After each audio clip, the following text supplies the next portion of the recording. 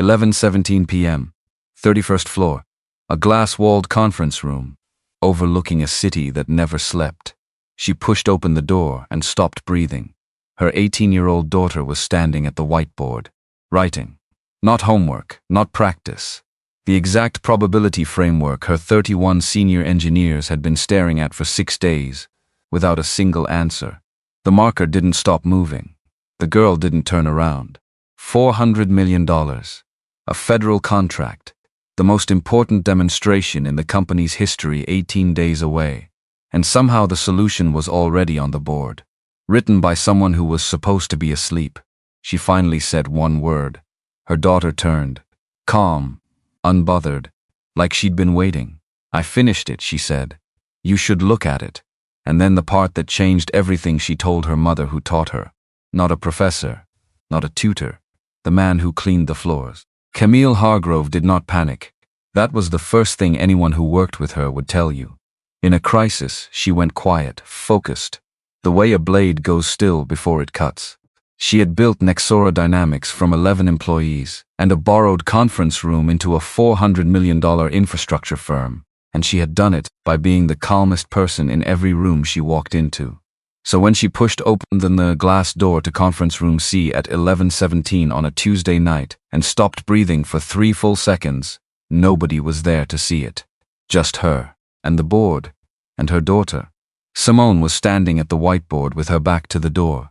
18 years old, 5'7" in her socks, wearing the oversized Howard University sweatshirt she'd had since she was 15. The one with the cracked lettering across the chest that Camille had tried 3 times to throw away. Her hair was pulled back.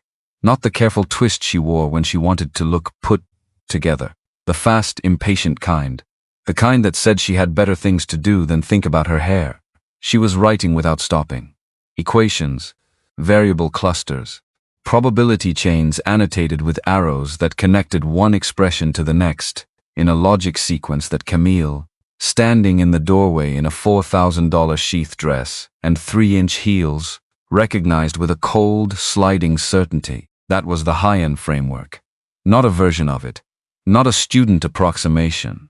The actual probability distribution architecture that Reginald Webb and his team of 31 engineers had been staring at for 6 days without resolution. On the whiteboard, in her daughter's handwriting, Camille stood in the doorway for 11 seconds. She counted them without meaning to. It was a habit from her early years when she'd learned that the first response to a shock was usually the wrong one, and that 11 seconds of silence was enough to let the first wrong response pass. 11 seconds. Then she said, Simone. Simone turned around, marker in one hand, cap in the other. She did not look startled. She looked the way she always looked when Camille interrupted something mildly inconvenienced, and too composed to show it fully. I finished the 3rd sequence, Simone said. You should look at it. Camille walked into the room, slowly. The way you walk when your legs are working but your mind is still 3 steps behind. She stood beside her daughter and looked at the board. She was not an engineer. She had never pretended to be.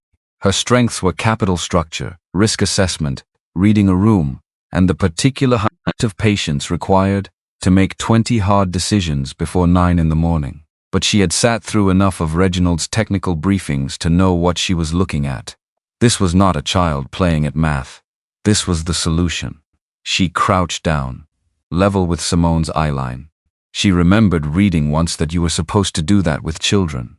Get low. Meet them where they are.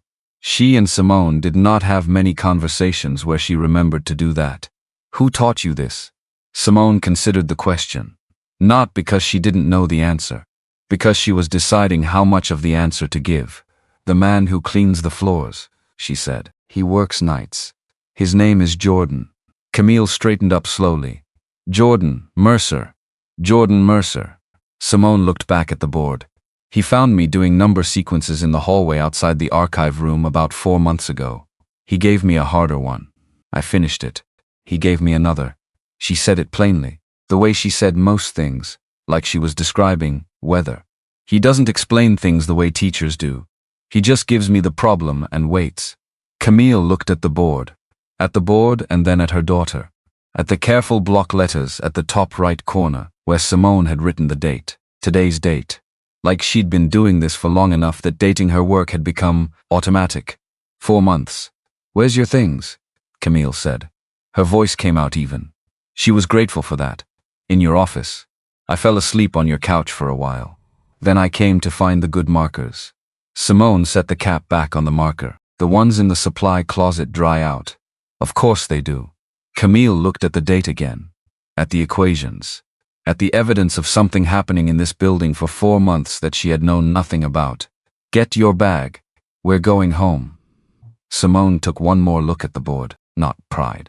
Something quieter than pride. The expression of a person who has finished something they cared about and is not yet ready to stop caring about it. Then she walked out of the conference room without another word. Camille stayed. She stood in that room for 6 minutes looking at what her daughter had written. She took out her phone and photographed it, the whole board, section by section, and then she sent the photographs to Reginald Webb with a single message. "Look at this. Tell me what you see." His response arrived in under 2 minutes. "Where did this come from? This is exactly the third sequence resolution we've been blocked on. Who did this?" Camille put the phone in her pocket. She went to find her daughter. The drive home took 24 minutes. Simone sat in the passenger seat this time, not the back. She looked out the window the whole ride.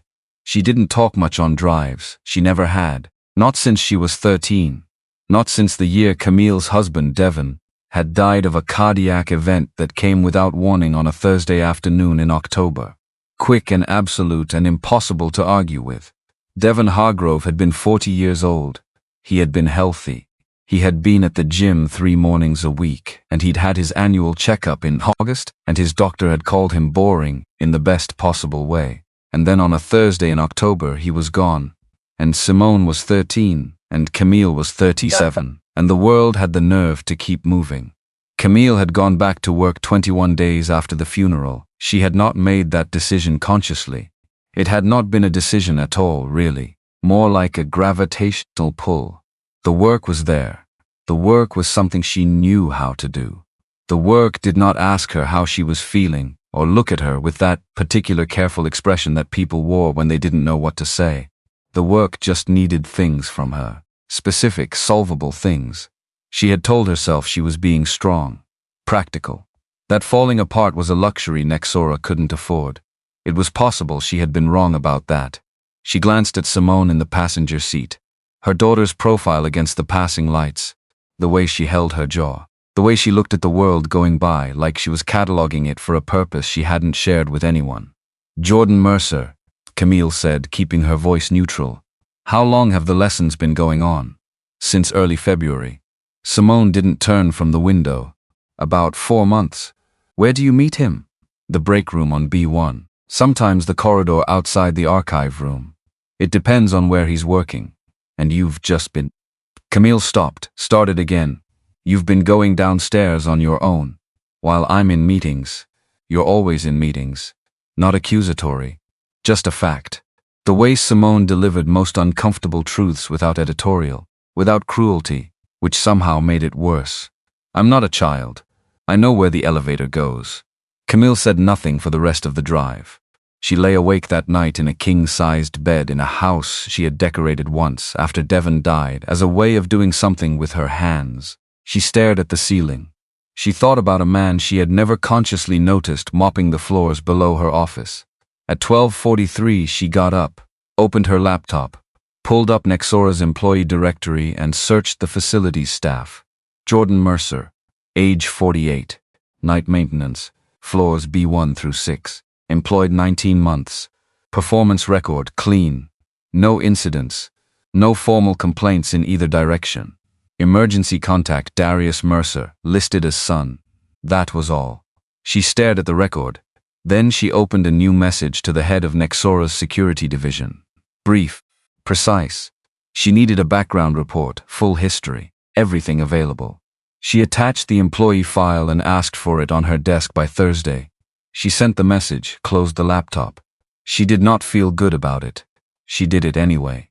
The next afternoon, Camille did not go to her 4 o'clock board call through the main corridor. She took the back stairs down through the parking structure and came out on the B1 level.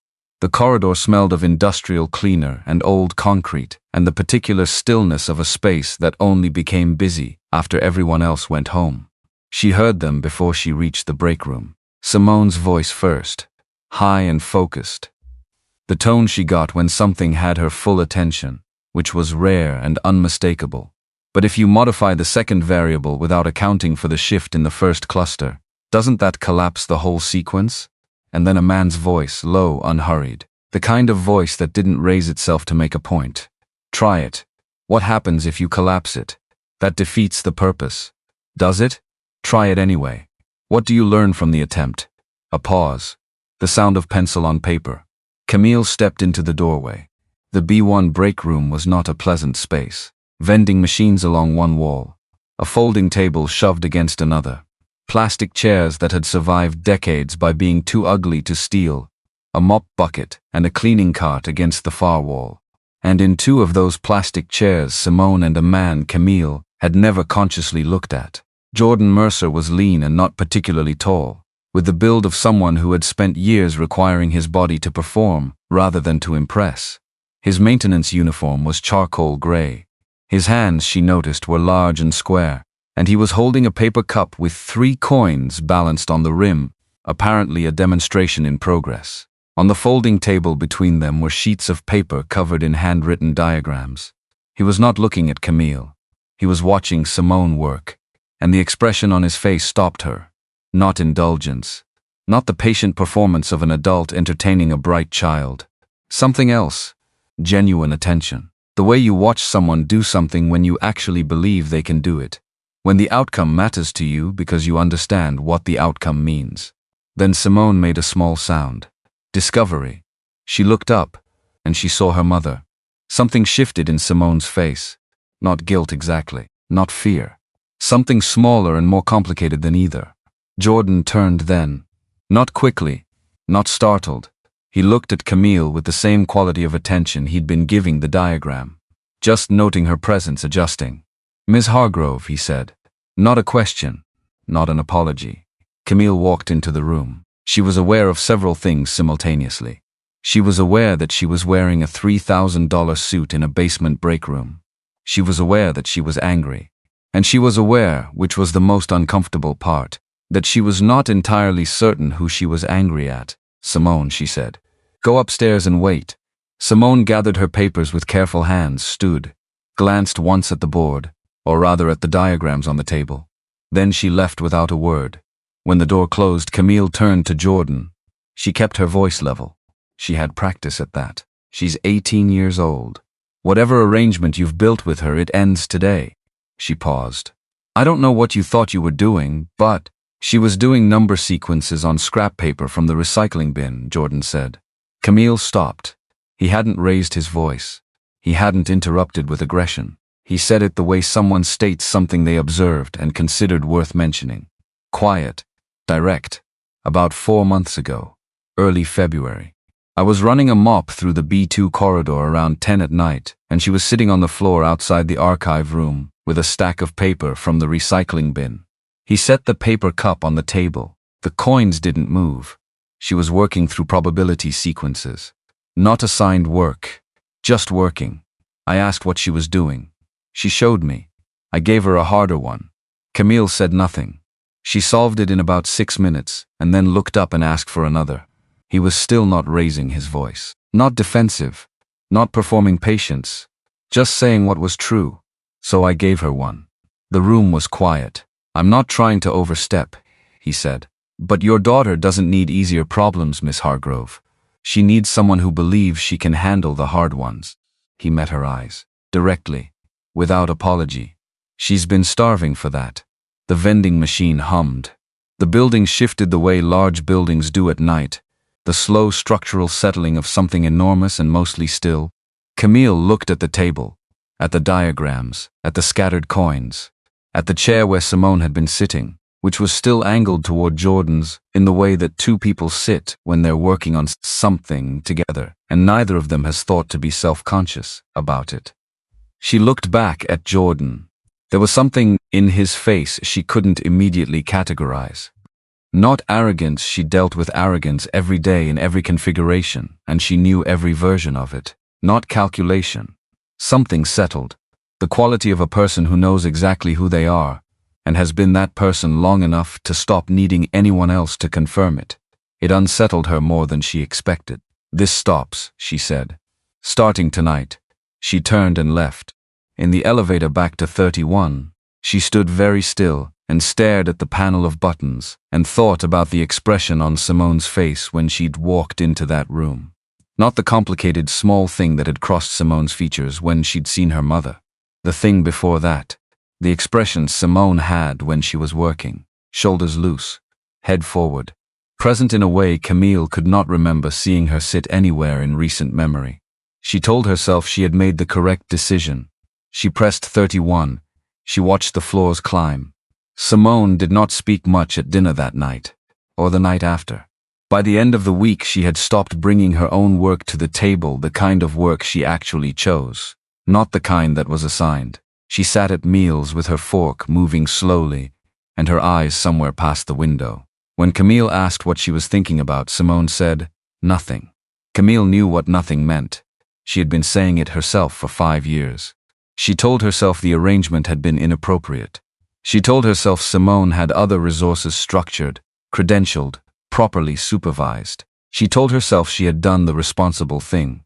She told herself these things with the consistency of someone who needed to keep telling them. The background report arrived Thursday morning. 41 pages. She had expected maybe 12. She read it twice. Then she sat in her chair for a long time doing nothing, but turning her coffee cup slowly between her hands. Jordan Allen Mercer. Born in Atlanta, Georgia. Age 48.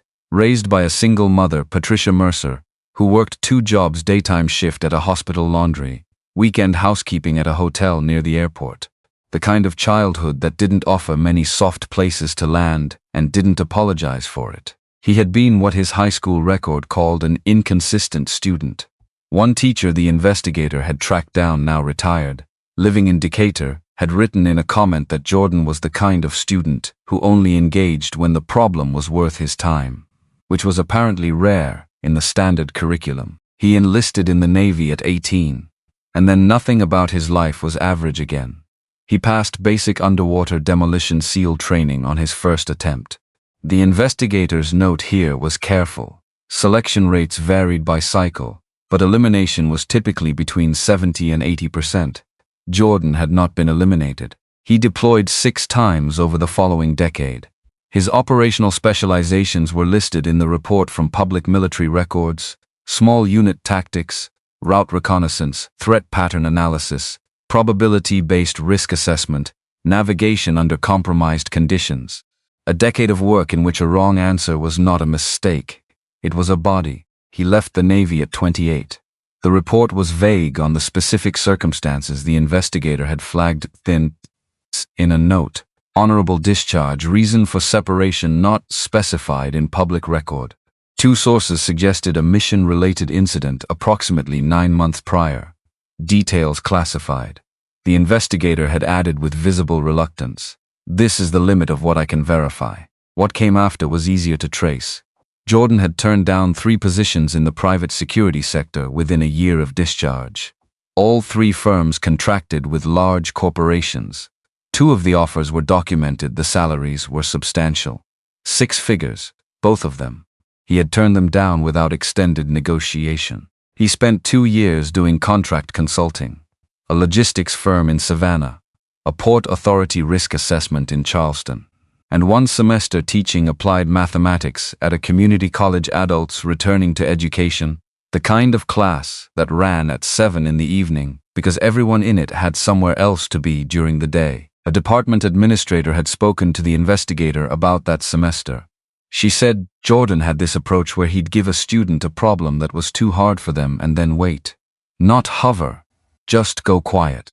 The students would struggle and then work harder than they expected, and they usually went further than they thought they could. She said he told her once that the most important thing you could teach anyone was that discomfort wasn't the same as failure. Then, 19 years ago, Darius had been born. The mother was listed in the report with a brief note: relationship ended prior to birth. Full custody awarded to Jordan Mercer by mutual agreement, formalized through family court. The investigator had not pursued it further. Camille did not want to either. That particular chapter was not her business. What came after was. Jordan had spent the next 2 years systematically reorganizing his life around his son. The consulting work dried up not because he failed at it, but because it required travel.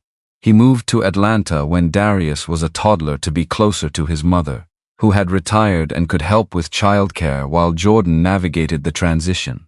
He had taken the night maintenance job at Nexora 19 months ago. The hours were 6 in the evening to 2 in the morning, which meant he was home when Darius woke up. Home for breakfast. Home for the school drop-off. He slept while Darius was in class.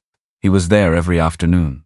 The investigator's closing note read, "Subject has no criminal record, no civil judgments, no outstanding financial irregularities, and no red flags of any kind." For what it's worth, which I recognize falls outside the standard scope, every person I spoke with who knows this man said roughly the same thing.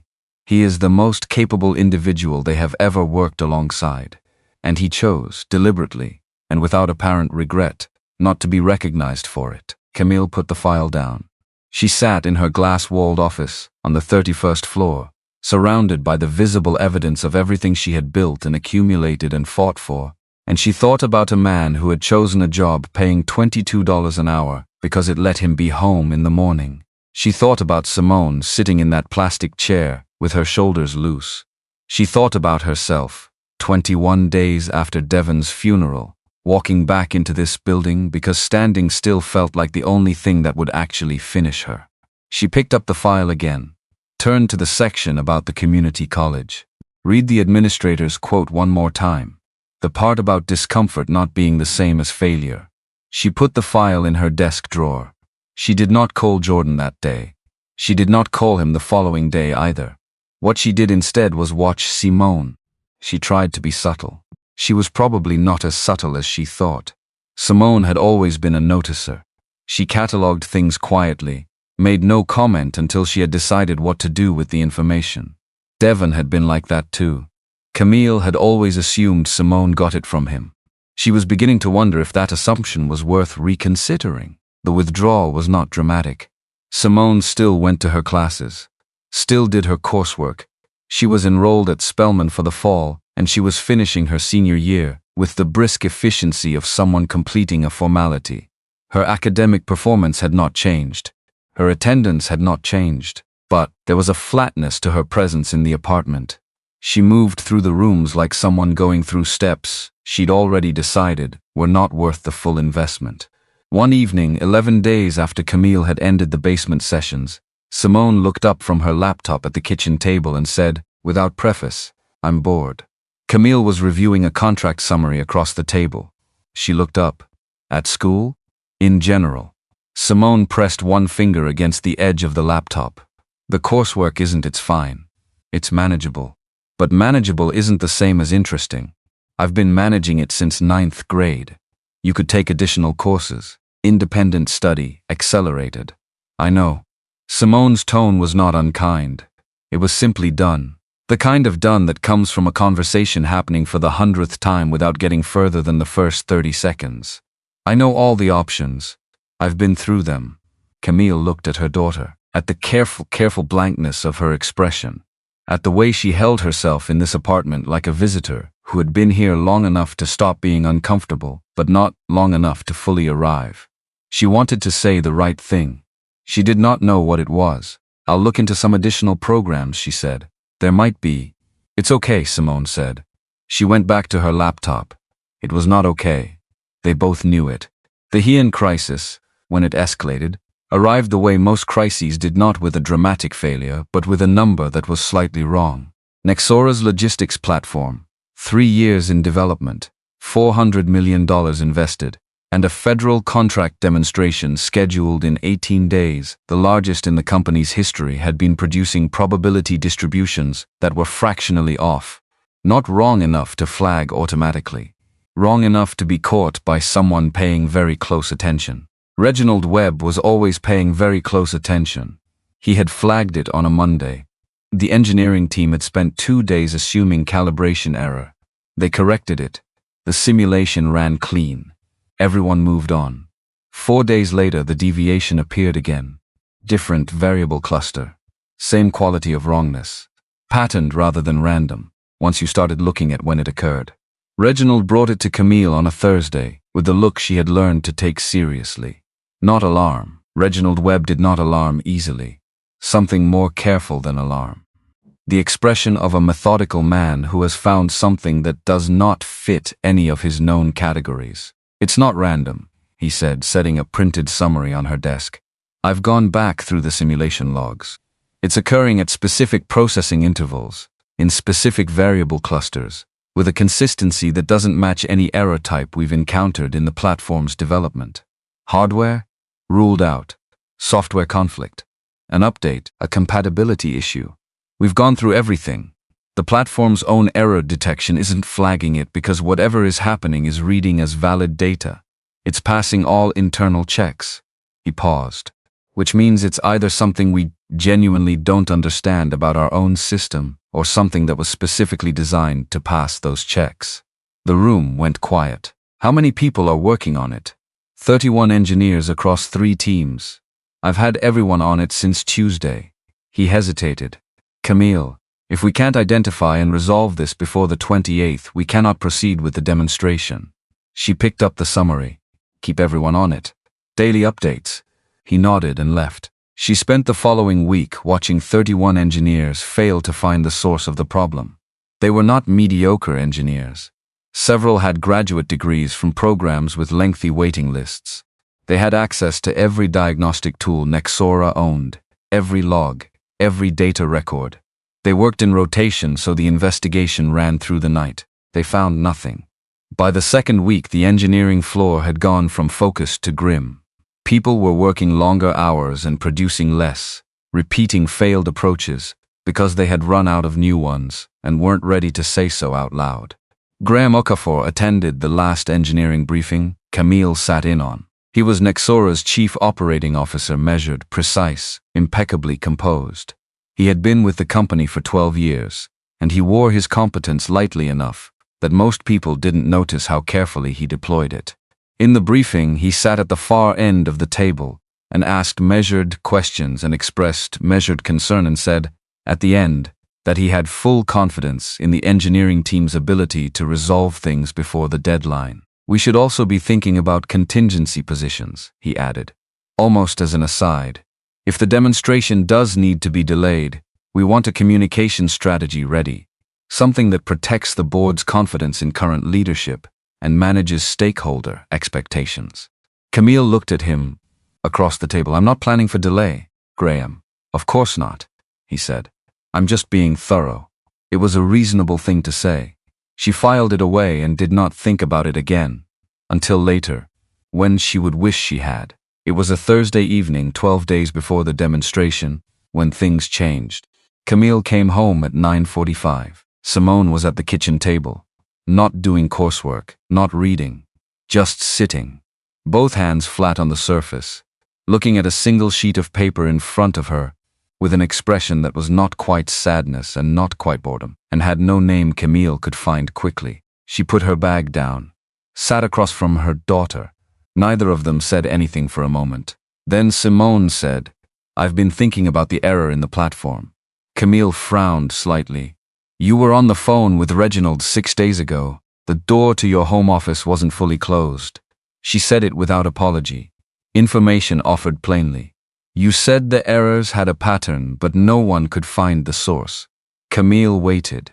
If the system isn't recognizing the errors as errors, maybe the system isn't the problem. Simone moved the paper in front of her an inch to the left, then back. Maybe the system is working exactly the way someone told it to work. She looked up. Jordan said once that the hardest problems aren't the ones where something is broken. They're the ones where everything is working correctly and producing the wrong answer anyway. Because that means you have to go back to the assumptions. The kitchen was quiet. He called it an upstream problem, Simone said. He said, if your instruments are reading true and you're still going the wrong direction, you don't fix the instruments. You figure out who set the starting coordinates. Camille sat very still. He would know what to look for, Simone said. Her voice was level, not pleading. She had stopped pleading for things around the time Devon died. In the high-end situation, he would know where to start. She pushed back her chair, picked up the sheet of paper, her own handwritten analysis. Camille could see now of the error pattern. She set it on the table between them. Then she went upstairs. Camille stayed at the kitchen table for a long time after Simone's footsteps faded. The apartment was quiet in the particular way of places that have been well furnished and never quite filled. Good kitchen, good light, always a little too still. She looked at the sheet of paper. Simone's handwriting, her analysis of the error pattern, variables mapped by occurrence time, cluster type, deviation magnitude. A note in the margin, intervals suggests intentional window selection, not random. Camille picked up the paper. Read it twice. Then she sat there for a moment more. Then she picked up her phone and opened a message to Reginald Webb. I have an unconventional suggestion. I want to bring someone in to look at the Heian problem. Someone outside the engineering team. Meet me at 7 tomorrow. I'll explain. She sent it. Set the phone face down on the table. Outside the window, the city was doing what it always did. Indifferent and lit and moving at its own speed with no particular interest in any one person's decisions. Camille picked up Simone's analysis again. Read it a third time. The most capable person they ever worked with. Chose deliberately not to be recognized. She thought about Jordan in that break room. The coins on the cup. The patience that was not performative.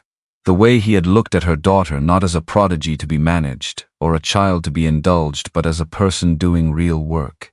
She thought about what she had done when Devon died, and what she had not done. And she sat there for a long time in the quiet. Reginald Webb arrived at 7 on the dot. He always did. It was one of the things Camille had come to rely on without ever saying so out loud. In a company full of people who arrived at 7:03 and called it early, Reginald was the kind of man who thought 7 meant 6:55 and spent the extra 5 minutes reviewing his notes. He came into her office, set his coffee down, and looked at her with the expression of a man who had already decided the next thing out of her mouth was going to complicate his week. He was not wrong. I want to bring someone in to look at the Heian problem, Camille said. Someone outside the engineering team. Someone with a completely different approach. Reginald picked up his coffee. Set it down. Who? Jordan Mercer. A pause. Night maintenance, he said. Lower floors. Former Navy SEAL. Background in threat pattern analysis and probability assessment. A decade of operational experience, solving problems under conditions considerably more consequential than a logistics platform. Reginald looked at her for a long moment. The expression on his face was the expression of a very patient man taking inventory of his remaining patience.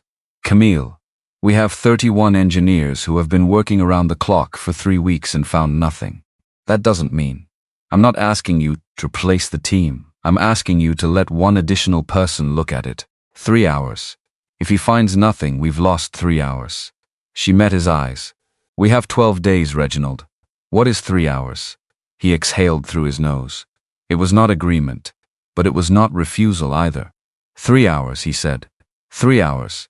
He picked up his coffee again. Drank stared at the wall behind her left shoulder in the way he did when he was recalibrating his expectations for a situation he could not change. Then he said, I'll have the logs ready. Camille found Jordan at 6:15 the following evening, at the start of his shift in the B1 equipment room. He was working through a supply inventory on a clipboard, his back to the door, not yet aware she was there. She said his name. He looked up, took in the situation. Her presence, the hour, the fact that she had clearly come specifically to find him, down here, in the room that smelled of cleaning solution and old metal, and nothing that had anything to do with the 31st floor. Miss Hargrove. Not a question, not surprise. Just the same quality of stillness she had noticed every time she'd been in the same room as him. The kind that came from years of needing to be calm in places where calm was not the natural condition. I have a problem I'd like you to look at. She paused, said it plainly. A technical problem. With the Heian platform. Something moved in his face. Not surprise. Recognition. The expression of someone who has already been thinking about something and is now being asked about it out loud. What kind of problem? She told him. Not everything she kept the level of detail to what was necessary. Pattern of error. Timeline. What the engineering team had and had not been able to find in 3 weeks of intensive work. She spoke for about 4 minutes. He listened without interrupting once.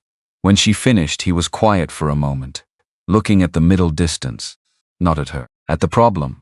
You said the errors are passing the platform's own validation checks, he said.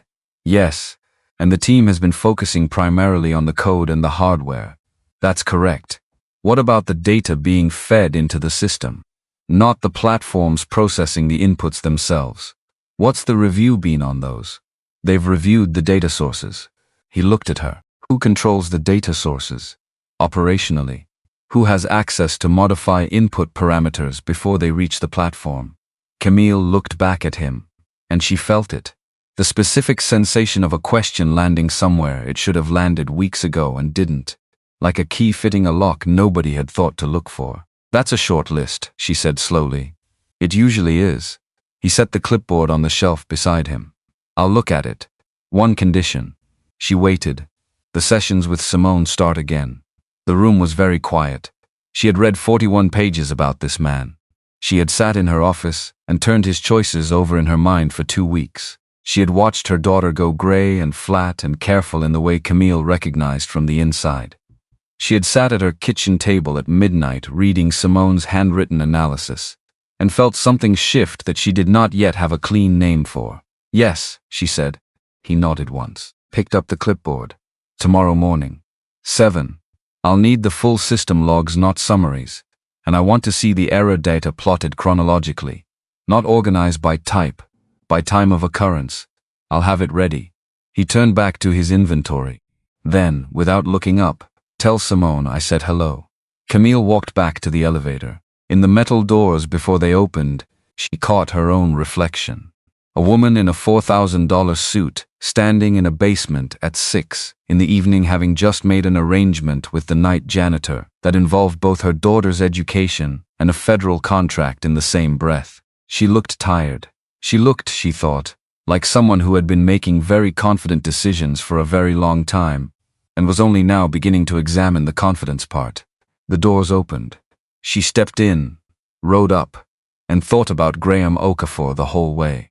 His contingency language, his measured concern, the way he had suggested so reasonably, so carefully, that they should prepare for the possibility of failure, the way he had been present at every briefing and asked every right question and showed no particular distress that 31 engineers had found nothing in 3 weeks. She told herself it was nothing. She almost believed it. Jordan arrived at 7:03 the next morning. Camille noted the 3 minutes and felt faintly ridiculous for noting them. He came off the elevator on the 31st floor wearing his gray maintenance uniform. He had not changed. He had apparently considered that question and resolved it in whatever direction made sense to him, which produced the same result as a statement made deliberately. He carried a canvas bag over one shoulder and a coffee from the lobby cart, and he looked exactly the same as he looked in the basement, unhurried, present, visibly unimpressed by surroundings designed to impress. Reginald was already in the main engineering suite. He had done what Camille asked, the system logs arranged on 3 large monitors, the error data printed and stacked in chronological order on the conference table, the HIAN interface open on a 4th screen showing the platform's live state. 2 other engineers were present. Priya Ose, 33, who had designed a significant portion of the platform's routing architecture, and who looked at Jordan when he walked in with the careful blank expression of someone asking a question they were too professional to say out loud, and Terence Odom, who managed the data integration systems, and said nothing at all, which was characteristic. This is Jordan Mercer, Camille said. He's going to spend the morning looking at the error pattern. Give him what he asks for. Priya said, of course, in a tone that was perfectly courteous and revealed nothing. Terence looked at his coffee. Graham Okafor was not in the room. Camille had not told him about this meeting. She had gone back and forth on that in the elevator from B1 the previous evening and had landed somewhere she couldn't fully articulate, except that it felt correct in the way a wrong answer feels wrong before you've proven it's something off in the frequency. Jordan set his bag down at the conference table and looked at the room. He didn't speak for a moment. He looked at the monitors, at the printed logs, at the whiteboard along the left wall covered in 3 weeks of the engineering team's accumulated work. He walked to the whiteboard first. Nobody had expected that. He stood in front of it for several minutes, reading. Not touching it, just reading. Then he turned around. Can someone walk me through the timeline? Not the technical detail, just the sequence. When the first deviation appeared. What changed in the week before it? Who was in what meetings? Reginald straightened in his chair. That's not really a technical question. No, Jordan agreed. It's not. Reginald looked at Camille. She gave him nothing. He exhaled quietly and started talking. Jordan listened the way he did everything with an attention that had physical weight. You could feel it in the room. The way certain silences have a texture to them. He asked 3 questions during Reginald's account, none of which were about the code. He asked who had authorization to modify input parameters in the Heian data feed. He asked whether that authorization had changed in the previous 6 months. And he asked who had been present at the platform's first internal demonstration. Reginald answered the first 2. On the third, he paused. The internal demonstration was restricted attendance. Senior leadership, core engineering leads, and the COO. Graham Okafor, Jordan said, yes. Was he in the room for the full demonstration or part of it? Reginald thought about it. He stepped out about 40 minutes in. Said he had another call. Jordan turned from the whiteboard. He looked at Reginald steadily. Pull the access logs for the input parameter database for that afternoon. Specifically any access that occurred after he stepped out. The room went quiet in a new way. Not the professional quiet of people in a meeting. The specific quiet of people who have just heard something that rearranges the furniture in their understanding and need a moment to see where everything now sits. Priya looked at Terence. Terence looked at his coffee cup. Reginald looked at Camille, and in his face was an expression she hadn't seen there before. Not measured concern. Something rawer. The look of a person whose floor has just shifted. I'll pull them, Terence said. He said it quietly. The way you speak when you've already begun connecting something and aren't entirely sure you want to finish. Jordan sat down at the conference table. He opened his canvas bag and removed a yellow legal pad and a mechanical pencil. He picked up the first stack of printed error logs and began to read from the beginning. Nobody spoke. For the next 2 hours, Jordan read. It did not look dramatic from the outside. It looked like a man reading a stack of papers in a gray maintenance uniform while engineers sat around him doing their own work and not managing to be very effective at it. He made notes on the legal pad, not calculations. Camille noticed when she walked behind him once. More like shorthand, abbreviated observations, symbols she couldn't interpret. He went back through certain sections 2 or 3 times, folded the corners of pages without ceremony. At one point he held 2 printed sheets side by side for several minutes, looking between them, and then he set them down and wrote 3 words on the pad and circled them. Camille couldn't read what they were from where she stood. She went back to her own laptop and opened it and stared at a contracts brief she had been meaning to review for 4 days and did not absorb a single sentence of it. Priya kept glancing at Jordan from across the table. Terence had pulled the access logs Reginald requested and was going through them at his workstation with a stillness that meant something. Camille had spent enough time reading rooms to know the difference between a person thinking and a person who has found something and is deciding how to say it. At 9:47, Jordan set down the last stack of logs. He picked up his pencil, turned to a fresh page of the legal pad, and wrote for 8 minutes without pausing. Sustained, focused, the pencil moving without hesitation. Then he put the pencil down and looked up. I need the whiteboard. Reginald pointed to the eraser. I'm not erasing your team's work, Jordan said. He looked around the room. Is there somewhere else? They found a roll of butcher paper in a supply closet down the hall. Terence taped 4 sheets to the wall beside the whiteboard. Jordan stood up, took a marker, and for the next 40 minutes he built something on that paper. Not a presentation. Not a formal analysis, just the thing itself, laid out the way a person lays something out, when they are not trying to convince anyone of anything, just trying to show what is there. He started with Reginald's timeline, mapped the error occurrences not by type, the way the engineering team had been organizing them, but by time of occurrence and by which specific input data clusters were affected. When he laid them out in horizontal columns, date on the left, affected cluster, or the pattern became visible in a way it hadn't been before. Not obvious. Not the kind of thing you saw in 30 seconds. But there. The errors aren't random and they're not systemic, Jordan said. He was still writing and still mapping. They're periodic. Look at the spacing. He drew vertical lines between each cluster. The intervals were not identical, but they were close. Close enough, when you saw them laid out physically, rather than sorted into a database, to stop looking like coincidence.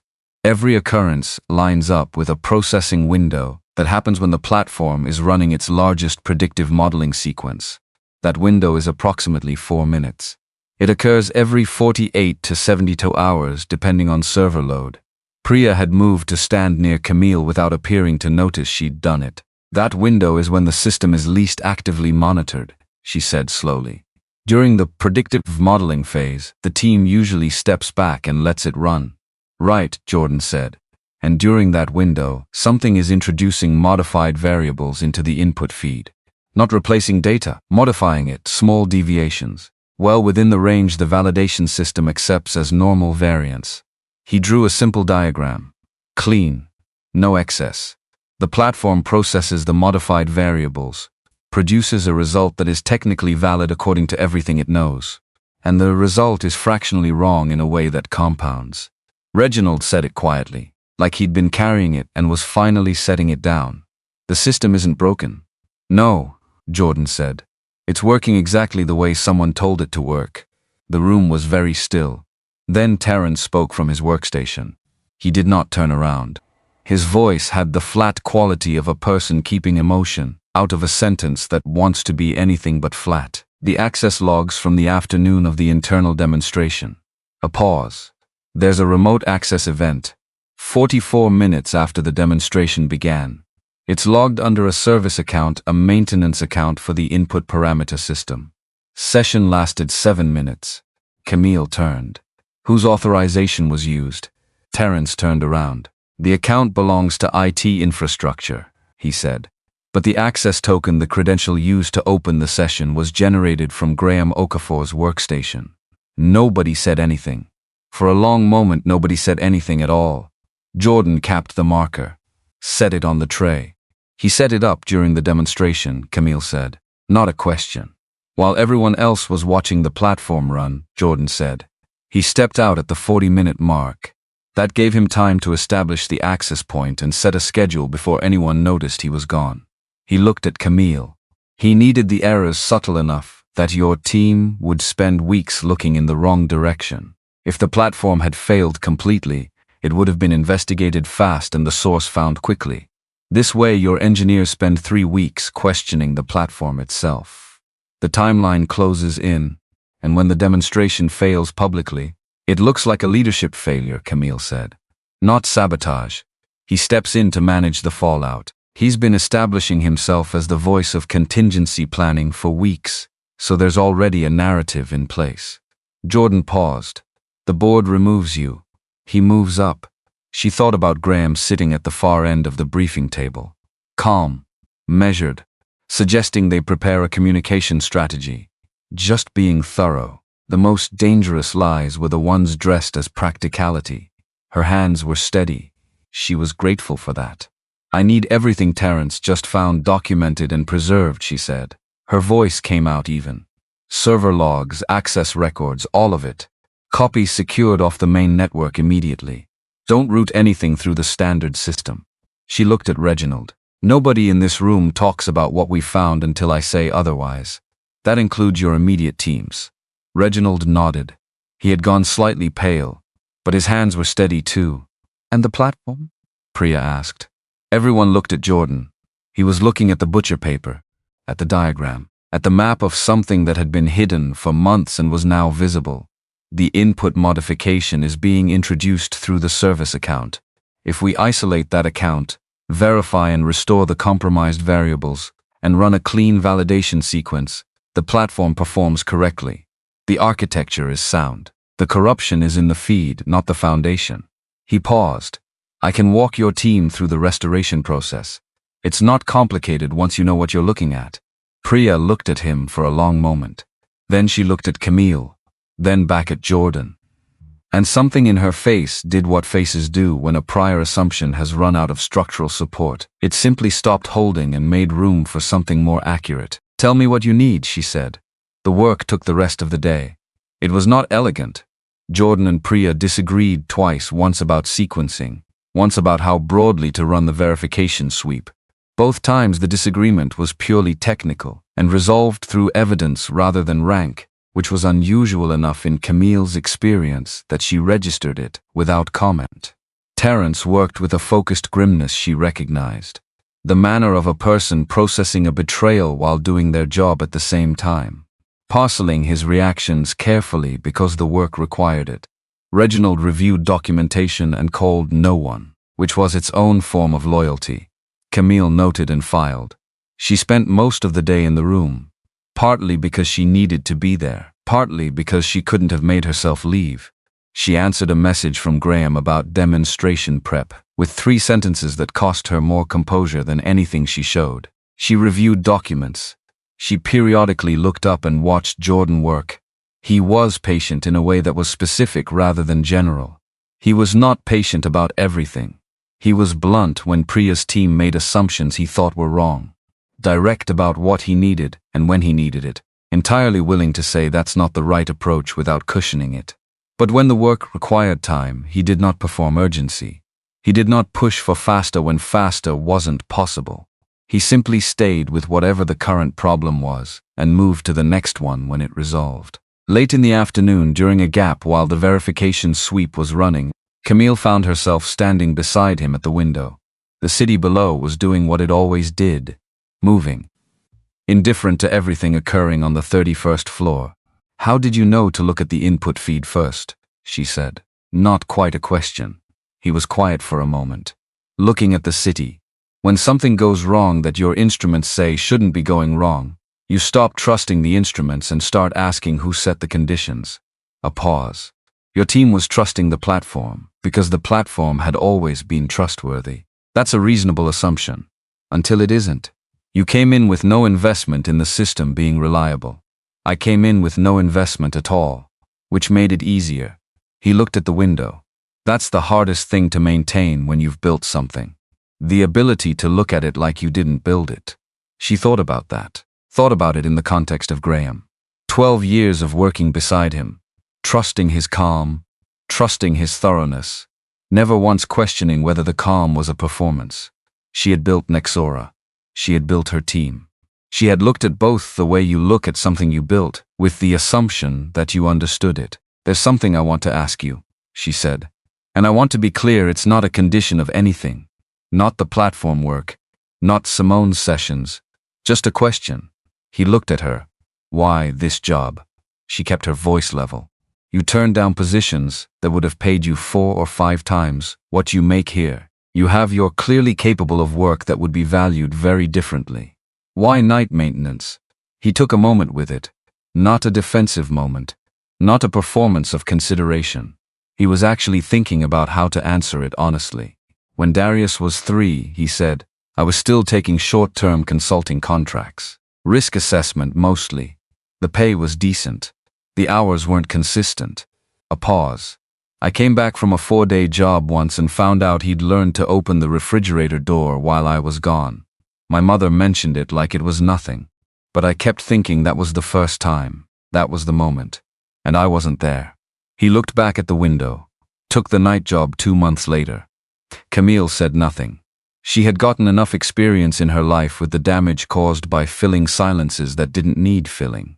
After a moment, Jordan said, You asked about my job. Can I ask about yours? Go ahead. What time do you usually get home at night? She felt the question the way you feel something landing precisely where it was aimed. She didn't answer immediately. It varies, she said finally. Sure, he said. Simply.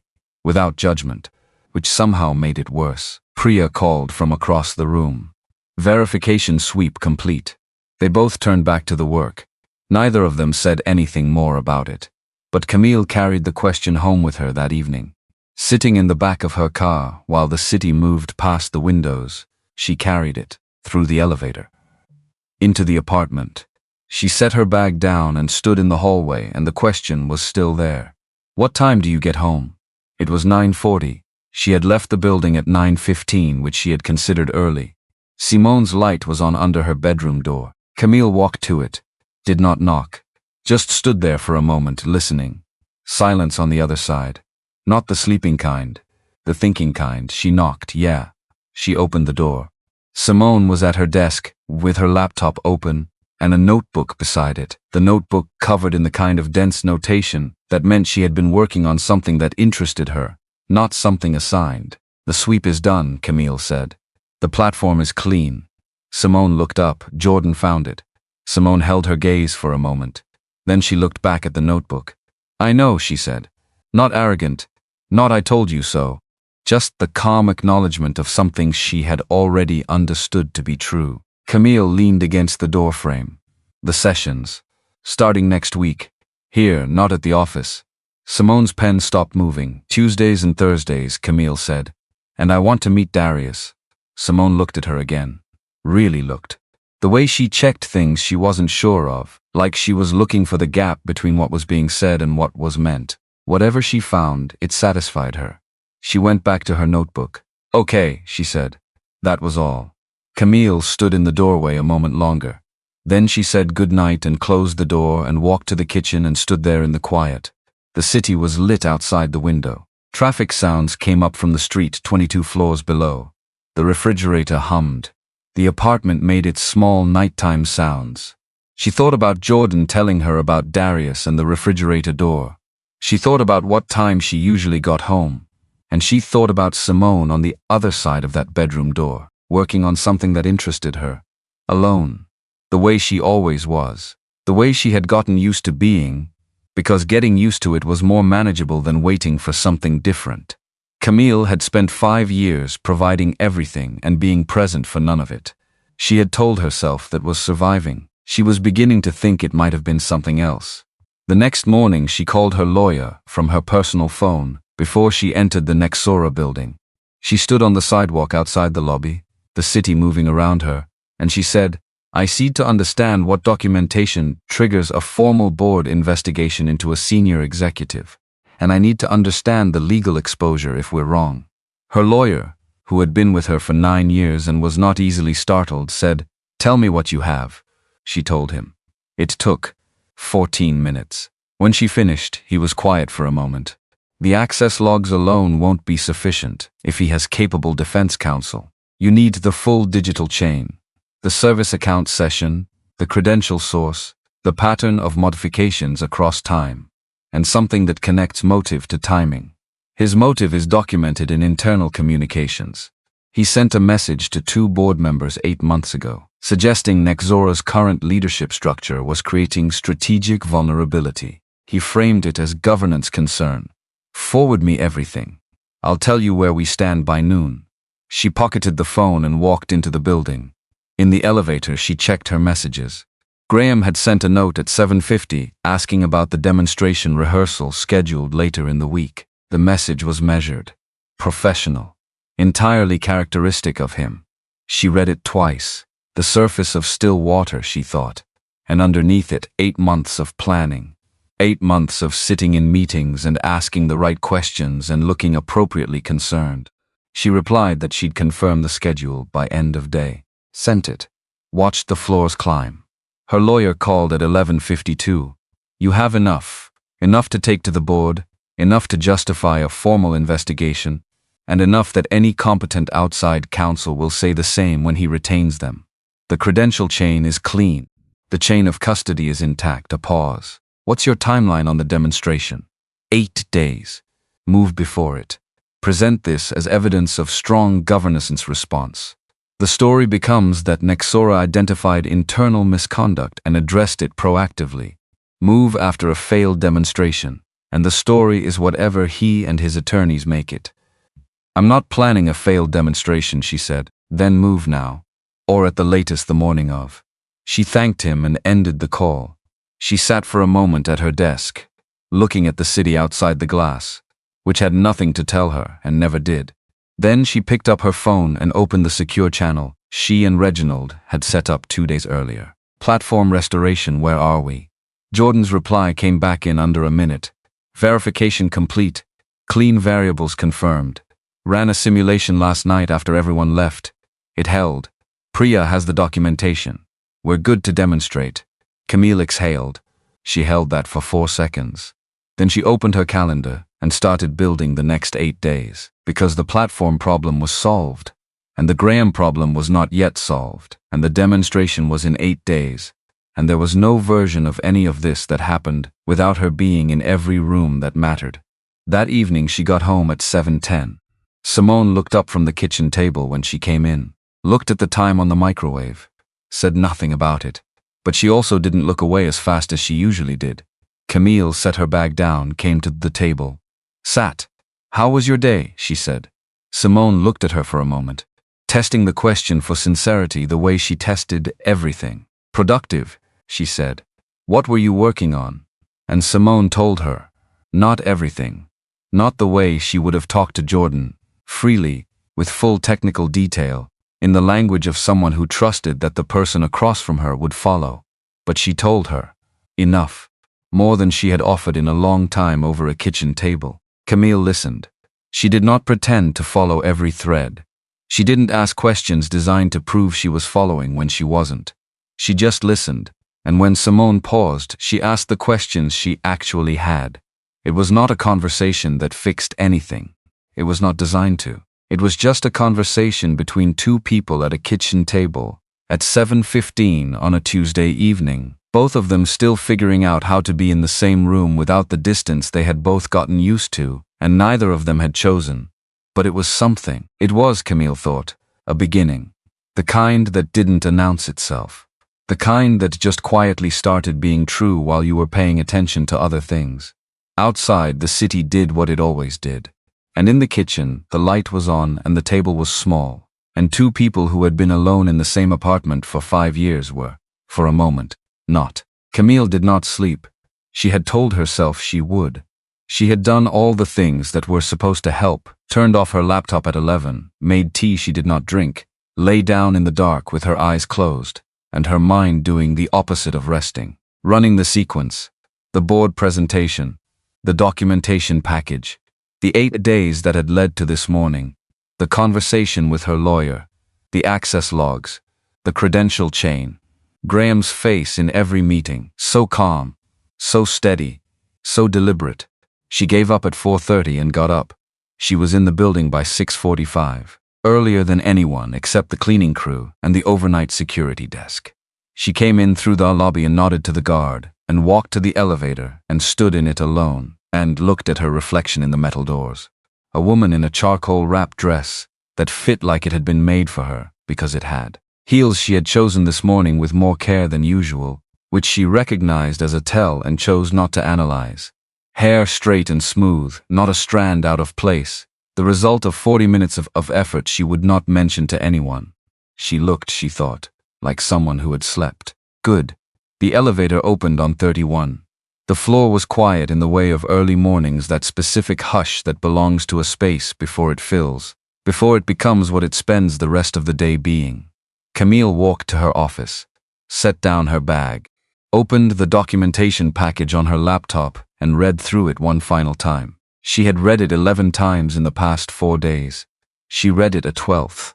Not because she was unsure, because she needed to know it the way she knew her own name, the kind of knowing that lived in the body. That didn't require thinking during the telling. By 7:15 her lawyer was in her office. He had driven in from Buckhead in the dark, and he looked it, but he had the documents printed and tabbed, and he went through the chain of evidence with her one more time with the brisk efficiency of a man who had done this before and knew which details tended to crack under pressure. The credential chain is the strongest point, he said. Don't rush past it. Give them time to sit with it. I know. And when they ask about how you found the input modification, I'll tell them plainly. He looked at her. Some of them are going to have a reaction to that. I know, she said again. Let them. By 7:42 board members had arrived.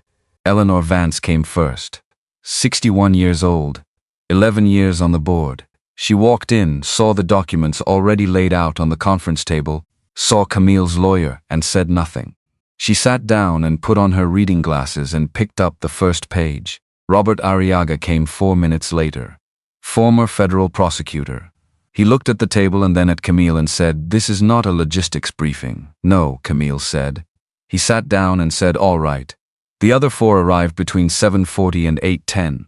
The last, Paulette Sims, apologized for being 2 minutes late and then took one look at the room and stopped apologizing. Camille stood at the head of the table. She had prepared for this the way she prepared for everything that mattered. Not with the expectation of a flawless performance. With the thoroughness that came from knowing exactly what the cost of a gap was. She had spent 20 years learning that the most dangerous moment in any presentation was the one where you knew your material so well that you started drifting toward autopilot. So she had rehearsed not the words, but the purpose. Why each piece of evidence? Why this order? What question each section was designed to answer before anyone asked it? She walked them through it. The timeline first. The initial deviation Reginald had flagged.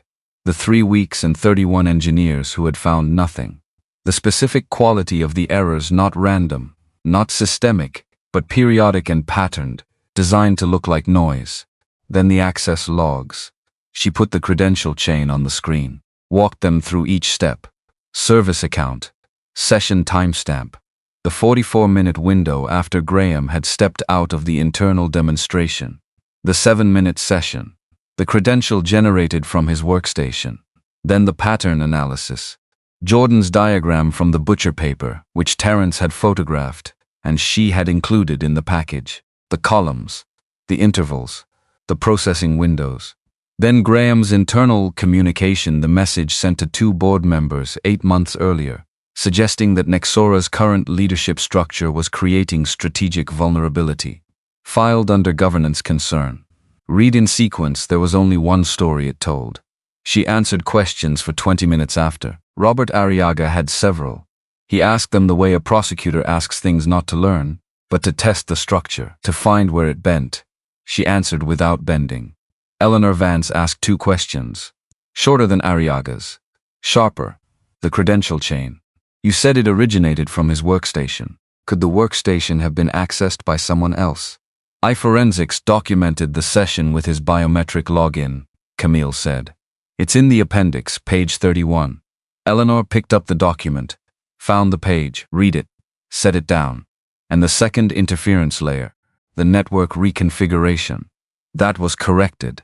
Reginald Webb and the engineering team completed the rerouting at 1:15 this morning. The demonstration room is running on primary network connection as of 6 a.m. Eleanor looked at the document for another moment. Then she looked up at Camille. Who found the input modification? You said the engineering team missed it for 3 weeks. I brought in an outside perspective, Camille said. Someone with no prior investment in the platform being sound. Someone whose background was in pattern recognition and threat analysis. Who specifically? Jordan Mercer. She said it without preamble, without apology, without any framing designed to soften the next part. He works in night maintenance at Nexora. He's been employed here for 19 months. He identified the upstream data interference within 1 day of being brought in to look at it. A pause in the room. Robert Arriaga looked at her. Maintenance staff. Yes. Another pause. Longer. He put his reading glasses back on and made a note on the document in front of him. Something in his expression had shifted. Not skepticism. Something closer to respect, though he wore it too carefully to be certain. Paulette Sims leaned forward. What do you need from us this morning? Authorization to suspend Graham Okafor's access credentials and executive authority, effective immediately, pending the outcome of an independent investigation. She held the room, and the board's confidence that today's demonstration proceeds as scheduled. The platform is functioning correctly. I intend to demonstrate it. Eleanor looked around the table. No one spoke against it. The silence was not the silence of people who were unsure. It was the silence of people who had been shown something and had looked at it carefully, and were now done looking. You have it, Eleanor said. At 8:57, Camille's phone showed a message from the head of HR. Done. He's been informed. Access suspended. He's left the building. She read it standing in the hallway outside the demonstration auditorium. The lobby beyond the glass doors was filling up, government procurement officials gathering, her communications director moving through the space with the focused, slightly frantic energy of someone managing logistics on partial information. She stood there for a moment and felt it. Not triumph, not the clean rush she had always imagined would come with a moment like this. More like the physical release of a tension she had been carrying so long she had stopped noticing its weight, like setting down something heavy and suddenly feeling the floor solid beneath you again. She was tired. She was deeply, foundationally tired in the way that came from 8 days of controlled adrenaline and 5 years of other things she had not yet had time to name. She took out her phone, typed a message to Jordan. "Graham's gone. Platform is clean. Demonstration in 40 minutes. You should be here." She sent it. Waited. His reply came back in 2 minutes. "I work nights. I'm asleep." She stared at that for a moment. And then for the first time, in longer than she could account for, she laughed. A real one. Short and sudden and slightly startled. The kind that doesn't give you time to decide whether to have it. The kind that comes from somewhere below the part of you that curates. She typed back, "Wake up. Bring Darius. There's something Simone wants to show him." 3 minutes. Then, "Give me 20 minutes. He arrived at 9:41, which was 19 minutes. She noted it without meaning to, and then noted that she had noted it and chose not to examine what that meant. He came through the lobby doors in a clean charcoal flannel shirt and dark jeans and the expression of a man who had showered quickly and made no further concessions to being summoned on short notice. Darius was beside him, 19 years old, built like a younger, slightly less settled version of his father, same broad shoulders beginning to come in, same quality of observation in the eyes, hair not entirely cooperating with the morning. He was wearing a sweatshirt from his university and squinting in the way of someone still calibrating to being awake at this hour. Simone was already inside the auditorium.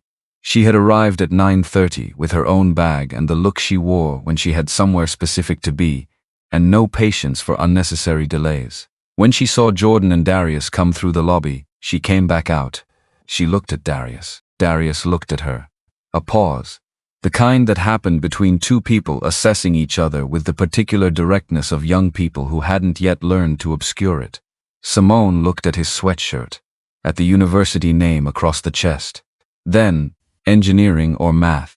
Darius, urban planning. Simone, why Darius? Because I want to understand why some neighborhoods have good schools and others don't, and whether the design of a place can change that. Simone was quiet for 1 second. Then she said, "Come on," and walked back into the auditorium without further ceremony. Darius followed, like it was the most natural thing. Jordan watched them go. Then he looked at Camille. She was standing in the lobby, watching all of it, wearing the dress and the heels and the composed expression that cost her less this morning than it usually did, because somewhere underneath the composure was something else. Something that didn't have a name yet, but was beginning to take up space. "She doesn't do that," Camille said. "Usually. Darius doesn't either." Jordan said it without surprise, like a man who had watched his son navigate enough situations to know which ones were going to be fine before they were fine. "How are you tired? You look it." "Thank you," she said. Dry. Something moved at the corner of his mouth, almost. She told him she wanted him seated up front, not in the back, not off to the side, front row near the stage, where she could see him when she spoke. He started to say something. She said, "That's not negotiable." He looked at the auditorium doors for a moment, then at her. Then he said, "Okay." The auditorium filled quickly. By 9:50 every seat was taken, 140 people. The government procurement team arranged in the front center block, 7 officials led by Harlan Price, who had the measured authority of a man who had sat through a great many demonstrations and required actual evidence before adjusting his posture. The Nexora board to one side. Senior engineering staff and department heads filling the middle rows. Investors. Senior leadership. People who had various levels of knowledge about what the past 3 weeks had contained, and none of them the full picture. In the front row to the left, Jordan sat with Darius beside him. Simone was next to Darius. She had a notebook on her knee, She was not writing in it yet. She was watching the stage with the kind of full, unguarded attention she gave to things she found genuinely worth her time. Camille stood backstage. She had a habit, before presentations that mattered, of 2 minutes of silence.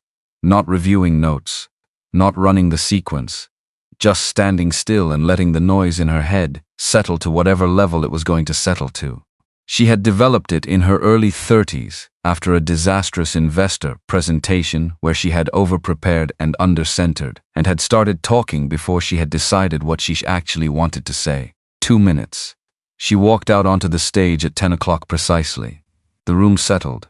She looked out at the faces, the officials, the board, the engineers who had worked through the night for 3 weeks, the people who had trusted her and the one person who had not, and in the front row, Simone watching her with the focused attention she gave to hard problems. Darius, sitting straight. Jordan with his arms crossed and an expression she could not read from this distance, which she had stopped finding impenetrable and started finding honest.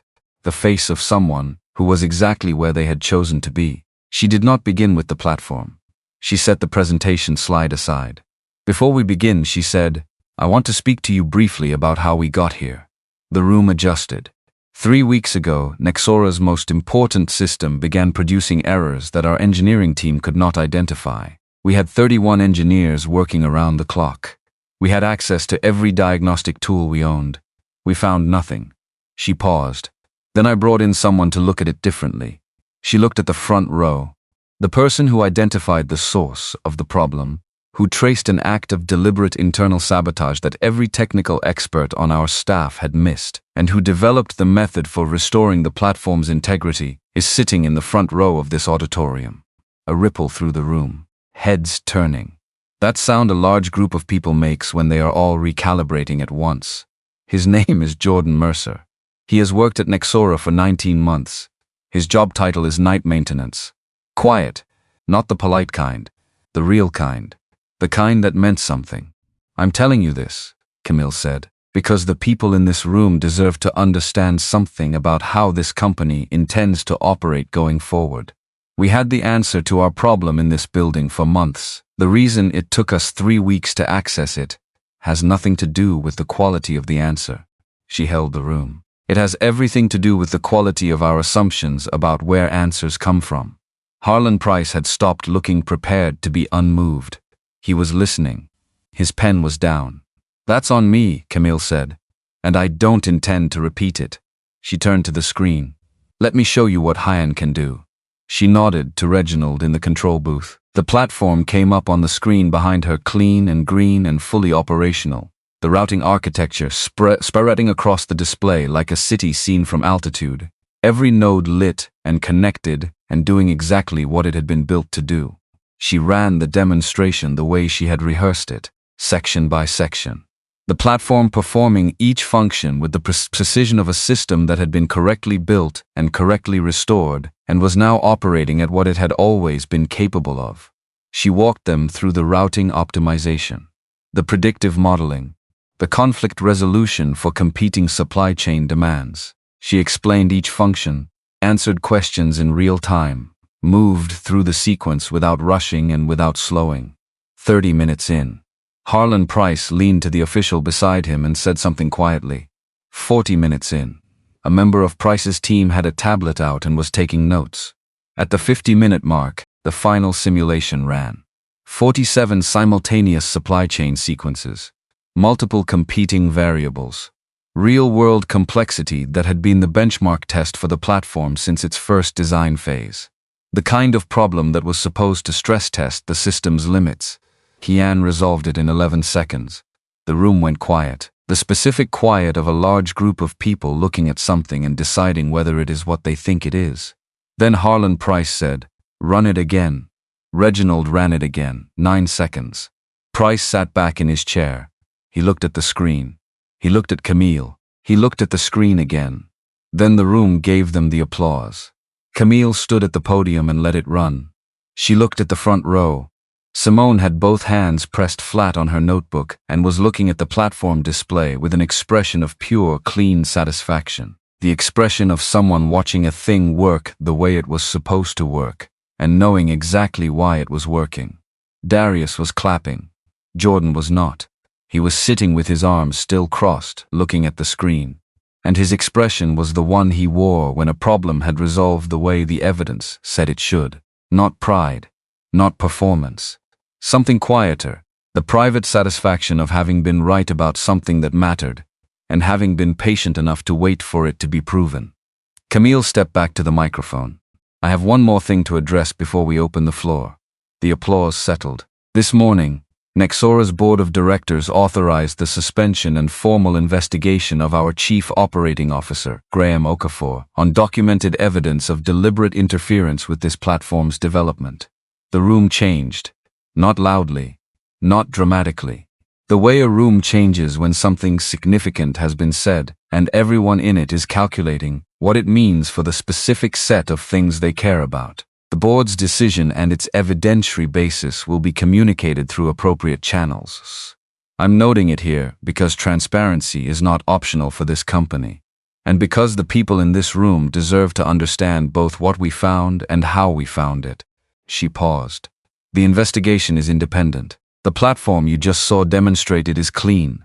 Nexora is proceeding. Silence. A different quality of silence from before. Heavier. More complicated. The kind that followed something real rather than something prepared. Harlan Price looked at her for a long moment. Then he said, Miss Hargrove, my team will want a full technical briefing from your engineering leads after the break. Of course, Reginald Webb will lead it. He'll have everything you need. And I want to speak with Jordan Mercer. Camille looked at him. I'll arrange it. Price nodded. Once.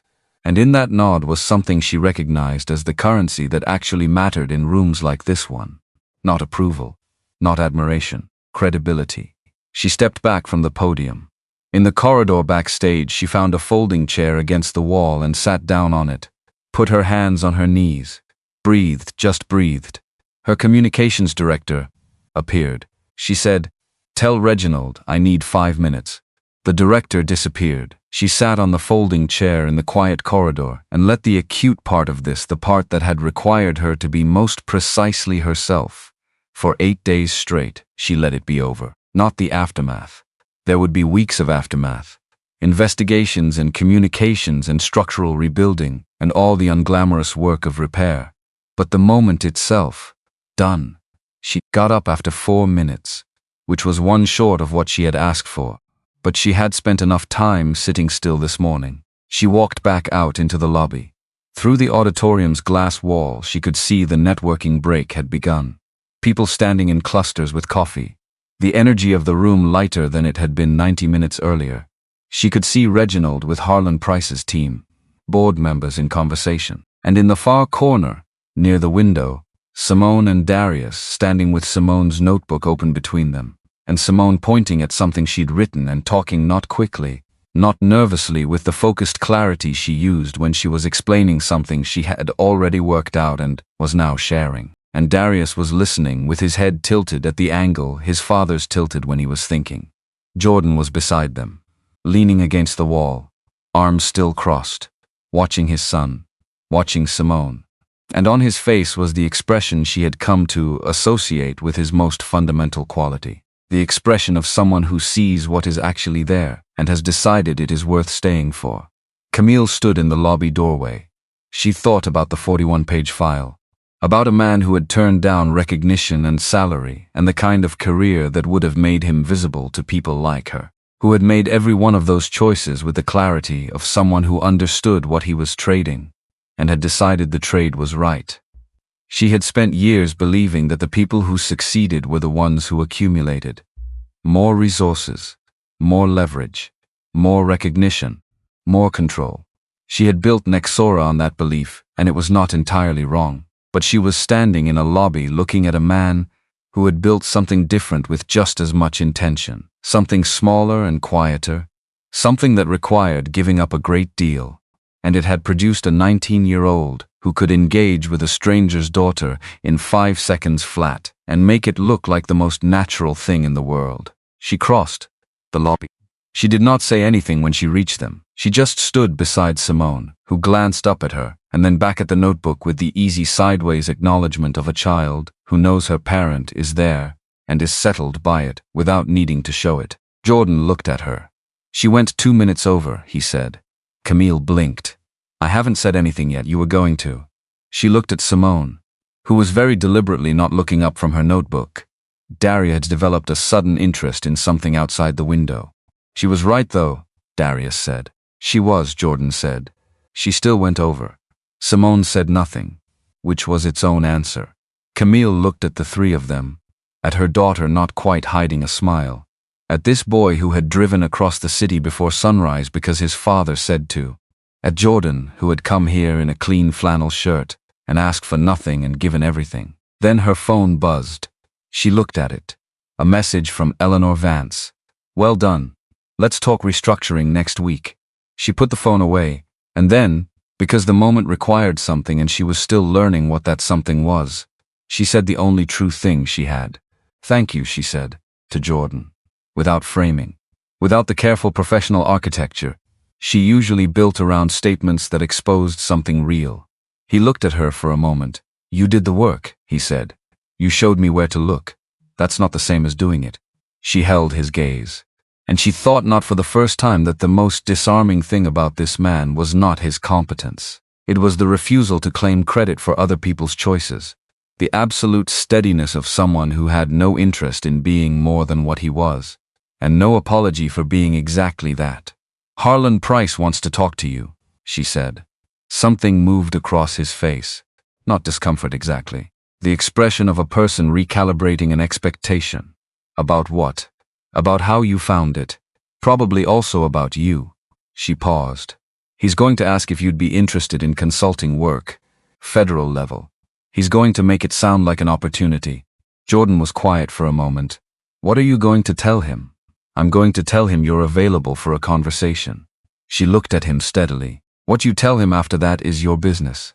He considered that, then nodded once. She left him to it. She found an empty stretch of wall and stood against it and watched the room, the networking, the conversations, the careful post-demonstration choreography of important people deciding what this meant for them. It occurred to her, standing there, that she had been the most frightened in the past 8 days that she had been in years. Not the sharp immediate fear of a single crisis, but the sustained fear of having staked everything on a chain of decisions that had started with a man she had not noticed for 19 months and ended here, and it had held. Because of Reginald. Because of Terence and Priya and a night of quiet loyalty from people who had shown up and done their jobs when it mattered most. Because of Simone, who had seen what Camille hadn't seen and said so without flinching. And because of Jordan Mercer, who had looked at the problem with the clear eyes of someone who had no investment in the answer being anything other than what it was. She had built a $400 million company on her own judgment, and her judgment had missed this, had missed it for 19 months, had looked past it daily in a man she'd had to read a 41-page report to begin to understand. That was hers to carry. She picked it up. At 12:45, after the briefing had concluded, and Price's team had departed with documentation and scheduled follow-up meetings, and the particular satisfied efficiency of government officials who had gotten what they came for, Camille found herself in the corridor outside the auditorium again. The building had gone back to its regular frequency. People moving, phones buzzing, the ordinary machinery of a day that had been anything but ordinary. She checked her messages. Nothing from Graham. Nothing from his attorney yet. That would come. She was ready for it. She took the elevator down to B1. Not because she needed to. She had a communications debrief in 40 minutes and 3 calls before the end of the day and a board follow-up to draft before tomorrow morning. She went anyway. The corridor smelled of industrial cleaner and the particular stillness of a space that had already done its main work for the day. She walked to the break room. Empty now. The folding table, the plastic chairs, the vending machines, the cleaning cart parked against the far wall. She stood in the doorway of the room where Simone had been doing number sequences on scrap paper at 10 o'clock at night, where a man she had never noticed had walked by with a mop and asked what she was doing, where everything that had led to this morning had quietly, unremarkably, started. She stood there for a moment, Then her phone buzzed. Her communications director. Debrief in 30. She turned and walked back to the elevator. And she thought for the first time with something close to clarity about what she was going to do differently. Not as a resolution, not as a plan, but as the first step of what she was beginning to understand was going to be a long and imperfect and necessary practice. Starting with going home tonight at a reasonable hour. Starting with being in the room when Simone was in the room. Actually, in it. Not across a table with a laptop open between them. Starting with the understanding that the most dangerous thing she had done in 5 years was not the risk she had taken this morning. It was the assumption she had been making every morning before it. That capable meant visible. That value lived in the places that showed up on an org chart. That the answers to hard problems would always come from the direction she was already looking. Jordan had not needed her to see him in order to be what he was. But Simone had. She stepped into the elevator, pressed 31, watched the floors climb, and decided that when this day was over, when the debrief was done, and the calls were made and the documents filed, she was going to go home. Before 9. Before 8, if she could manage it. Because somewhere in the past 3 weeks, being home had started to mean something again. And she was not, she decided, going to let it stop. The weeks after the demonstration were not clean or simple. Camille would have been suspicious of them if they had been. Graham Okafor retained an attorney within hours of being informed of his suspension, which was his right, which she had expected. The attorney was skilled, a former partner, at a firm Camille knew by reputation, and the process moved the way formal investigations moved. Methodically, with documentation requests and depositions and the grinding, procedural weight of institutional process, doing exactly what institutional process was designed to do. She stayed out of the details where she could, in them where she had to be. She did not enjoy any of it, which she thought was the correct response. What she had not expected was the phone call. It came 11 days after the demonstration, 8:15 in the morning, Graham's number on her screen. She almost didn't answer. Then she did, because not answering felt like the wrong kind of avoidance. "I'm not calling to negotiate," Graham said. His voice was not what she expected. Not cold, not aggressive, tired.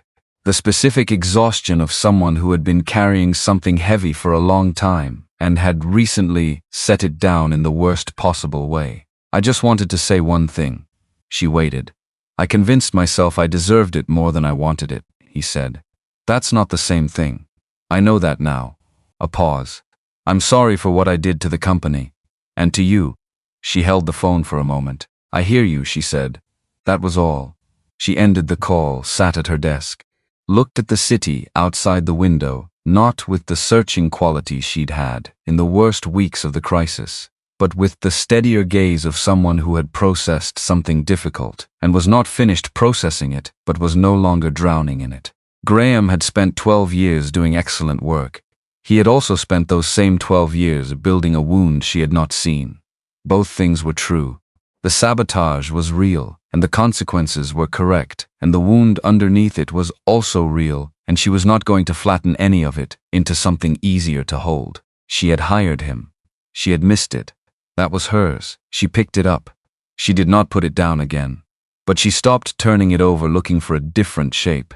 The independent investigator the board retained was a former federal auditor named Cornelius Strand. Robert Arriaga described him as having the personality of a balance sheet and the instincts of a man who had spent 3 decades finding things people did not want found, which turned out to be exactly accurate. Strand spent 4 weeks going through Nexora's systems with a thoroughness that made even Reginald uncomfortable, and at the end delivered a 108-page report that left no structural room for alternative reading. Graham Okafor's employment was formally terminated 5 weeks after the demonstration. Camille read the final termination document alone in her office at 7 in the evening, signed it, filed it, and then sat for a moment doing nothing. Not triumph, not relief exactly. More like the sensation of a door closing on something that had been open too long. The finality of it had weight. She respected the weight. She did not perform the moment for anyone, including herself. Then she picked up her phone and sent Reginald a message. 2 words. "It's done." His reply came back in under a minute. "Good. Get some sleep." She almost did. What she did in the weeks after the investigation closed was think carefully about what Nexora needed to become, not what it needed to recover. Recovery implied returning to a prior state. She was not interested in returning to a prior state. The prior state had produced a COO who had been invisible in the wrong direction for 12 years. She needed something different. The CO position sat empty. She did not rush to fill it. Several board members suggested candidates. She listened to all of them and moved on none of them. Reginald asked her once, carefully, how long she planned to leave it open. She said until she understood what she actually needed the role to do, rather than what the org chart said it had always done. He said that sounded like it might take a while. She said probably. What she did instead of hiring was listen. She spent 3 weeks going through the building floor by floor, not with an agenda, not collecting data for a restructuring presentation, just talking to people and hearing what they said and not deciding in advance what she wanted them to tell her. She talked to engineers and accountants, and the woman who managed incoming mail, and the man who scheduled security rotations, and 2 junior analysts who were new enough that they hadn't yet learned which things you weren't supposed to say to the CEO directly. And on a Wednesday afternoon she talked to Dolores Baines. Dolores managed Nexora's overnight cleaning crew. 57 years old, 9 years in the building. She had the particular economy of a person who had spent decades working efficiently in spaces that did not belong to her, and the specific composure of someone who had learned that composure was armor and had worn it long enough that it fit like skin.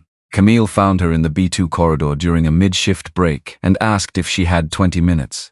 Dolores looked at her first, long enough to be sure of something. Then she sat down. The people who keep this building running after hours, Dolores said. We don't exist to anyone during the day. Not out of meanness. We're just not there. We don't have names, mostly. We fix what's broken and nobody thinks about how it got fixed. She paused. That's fine. That's the job.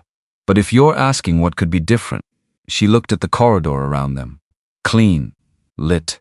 The result of work done between midnight and 5 in the morning by people who would be gone before anyone arrived to benefit from it. It would mean something if the people making decisions knew something real about the people they're deciding for. Camille thought about that sentence for a long time. She thought about it in the elevator back to 31. She thought about it at her desk reviewing operational documents that evening. She thought about it at 2 in the morning when she woke up and couldn't immediately get back to sleep. Knew something real. Not data. Not performance metrics. Not the flattened numerical version of a person that fit neatly into a spreadsheet. Something real. She got up, made tea, sat at the kitchen table in the dark, and by the time she went back to bed at 3:15, she had the beginning of something she didn't have a name for yet. On a Thursday 3 weeks later, Jordan came to the apartment for Simone's session. He brought Darius. Simone had a probability problem set out on the kitchen table before they arrived, which Camille noted and said nothing about because Simone noting she'd noted would have produced a conversation neither of them needed. The session ran the way sessions had been running, which was faster and further than any structure Jordan had originally designed for it, because Simone and Darius together had developed a working dynamic that moved at a pace that occasionally surprised even Jordan. Simone was faster, more intuitive. She made leaps that were correct so often that Jordan had started using her wrong attempts as teaching material, because even her wrong attempts revealed an interesting way of approaching the problem. Darius was steadier, more patient. He had a gift for translation, finding the angle that made something accessible without making it smaller. What this meant in practice was that the sessions had become a 3-way conversation that Jordan facilitated by giving it problems and then mostly staying out of its way, which he seemed to regard with the quiet satisfaction of someone who had correctly predicted an outcome and had the restraint not to say so. Camille made coffee, set 2 mugs on the kitchen table after Simone and Darius had moved upstairs, sat across from Jordan. I have something I want to run by you, she said. He wrapped both hands around the mug. She told him about the empty floor. 4,000 square feet. Good light. Below the executive level, above engineering. The plans that had fallen through. The space just sitting there. I want to turn it into a learning space, she said. For employees' family members. Free. No applications, no grades, no formal curriculum. Anyone who works at Nexora, any level, any department, they're kids, they're young adults, can come after school and on Saturdays. She held his gaze. We bring in staff volunteers to teach what they actually know. Engineers teaching applied math. Finance people teaching how money works in the real world.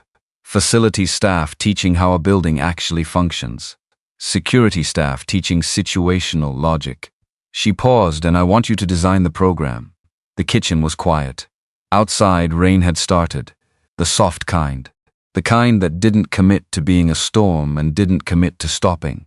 Jordan said, I mop floors. You also identified an act of corporate sabotage that 31 engineers missed. Camille said, you taught my daughter more mathematics in 6 months than 2 years of enrichment programs managed. And you reorganized your entire professional life around what you actually believe is important. She kept her voice level. I'm not asking you to run a company. I'm asking you to design a learning program. I think you already know how to do it. He looked at his coffee, turned the mug once. She could see him thinking, not performing consideration, not calculating how to say yes or no in a way that would land well, actually working through something. The same quality of attention he brought to everything, unhurried, present, not concerned with how the thinking looked from the outside. The space needs to be set up so nobody can tell whose parents are executives and whose parents clean the floors, he said. Same tables, same chairs, same materials. If someone walks in and figures out within 30 seconds where they rank, the whole thing fails before a single lesson happens. Agreed. Volunteers who come to teach can't treat it like charity work. He said it directly. The tone he used when something was not negotiable. They have to treat it like sharing something they actually know. The moment it becomes a feel-good exercise for executives, the participants will feel it. Young people always feel it, and then they check out. How do you prevent that? You design the teaching so the volunteer is also learning. He looked up. Put a finance director in a room trying to explain compound interest to a 20-year-old who won't accept an answer that doesn't make sense to them. That director is going to have to think harder than they have in years. That's not a punishment. That's the point. A pause, and you mix the ages. Older participants explain to younger ones. Younger ones ask questions that older ones can't dismiss. Everyone is teaching someone. No one is just receiving. She nodded. One more thing. He looked at her with the directness he reserved for things that were not open for discussion. If I'm involved in designing this, I'm not sitting in program director meetings. I'm not doing administrative oversight. I'm in the room with the participants. That's where the work is, that's fine. And I keep my job. She waited. The night shift works for us, he said. Darius has his schedule. That doesn't change. She thought about the 41-page file, the refrigerator door. A man who had looked at the architecture of his own life and made every choice with the clear eyes of someone who understood exactly what he was trading. I understand, she said, and I'm not going to try to renegotiate that. He looked at her for a moment, checking whether she meant it the way she said it, or the way people usually said things that sounded like that. She held his gaze. He nodded once. What's the timeline? 6 months. I want it open before the end of the academic year. That's tight. I know. Doable if the build-out doesn't stall in approvals. I'll manage the approvals. You focus on what the room needs to be. He turned the coffee mug one more time, looked at the surface of the coffee, and she could see him already somewhere further into it, past the logistics, inside the shape of the thing itself. The way he looked when a problem had stopped being abstract and had become real. I want to call it the open table, he said. No logo, no corporate branding, just the name. She wrote it down. Done, she said. Those 6 months were tight in the way real projects were tight. Not with a single dramatic crisis that tested everyone's resolve. With the grinding accumulation of small logistical problems that required constant attention. The build-out ran 3 weeks over schedule because of an electrical issue in the existing floor infrastructure that nobody caught in the initial assessment, which pushed the furniture installation, which compressed the volunteer recruitment timeline. 3 confirmed volunteers dropped out in the 4th month for personal reasons and needed replacing on short notice. The city's permit process moved at the speed it always moved, which was geological. Jordan was not involved in any of that, which was the correct decision, and which Camille reminded herself of several times during the difficult weeks when she would have found it useful to have someone to problem solve with who understood the full scope of what they were building. He was involved in what he was involved in: the design of the learning structure, the development of the teaching modules, the physical layout of the room. He attended 3 planning meetings, arrived exactly on time at all 3, said what needed saying, and left when the agenda was complete. He sent her detailed written notes on the room design that were precise and specific and would have been called, in any other context, an excellent architectural brief. He also brought Priya Ose into it. Camille heard about this from Priya directly. She mentioned it at an engineering review, almost in passing, that she had been talking to Jordan about teaching a module on pattern recognition, that she was thinking through how to structure it for participants in their late teens and early 20s. She said it in the tone of someone who had found themselves genuinely interested in something they hadn't planned to be interested in, and was still working out how to present that professionally. Camille said, "That's great. Coordinate with Reginald on your availability." Priya said, "I already did." Terence Odom volunteered to teach a module on how information systems worked. He described it to Camille as trying to explain to a room of young people why it matters who controls the infrastructure, not just what the infrastructure produces, which sounded, she thought, like exactly the lesson the past several months had made newly relevant to everyone in the building. Reginald taught mathematics. He was nervous about it, which he admitted to Camille, with the candor of a man who had discovered that knowing something deeply and being able to explain it to a skeptical 19-year-old were not the same skill. Jordan told him to stop over-preparing and start listening. Reginald found this annoying. It turned out to be correct, and Dolores Baines agreed to teach a session on how buildings actually worked, the systems and logistics of a large physical space, the invisible competencies required to keep it functional: electrical, mechanical, human, procedural. The things that happened between midnight and 5 in the morning that made everything else possible. She delivered it, Jordan told Camille afterward, with a directness and specificity that was one of the best teaching sessions he had witnessed. "She doesn't condescend," he said. "She just tells them what's true. Adults respond to that too," Camille said. "Fewer of them," he said, and she couldn't argue. The open table opened on a Saturday in late spring. Warm morning. The kind of brightness that meant the season had finally committed. 43 people came on the first day. Family members of engineers, accountants, security staff, administrative assistants, cleaning crew, and one who was the daughter of Nexora's CEO. That last one arrived early, helped Jordan arrange chairs, had a brief and pointed disagreement with Darius about the arrangement, prevailed on 2 of the 4 tables, and conceded the other 2 on grounds that were not entirely clear to anyone watching, but apparently satisfied her criteria. By 10 o'clock, every table was full. Camille stood at the back of the room and watched. The noise level was higher than she had expected. Not chaotic. The concentrated sound of people actually working at something. Argument and explanation, and the specific verbal scrambling that happened when someone was trying to find words for something they understood but hadn't said out loud before. At one table, a 20-year-old whose father drove a delivery truck for one of Nexora's logistics contractors was explaining something to someone whose mother was a senior software architect. The software architect's child was leaning forward with the slightly humbled-up expression of someone who had just encountered a gap in their understanding from a direction they hadn't anticipated. At another table, Dolores sat with 4 participants and a diagram she had drawn by hand on a sheet of paper. HVAC load distribution.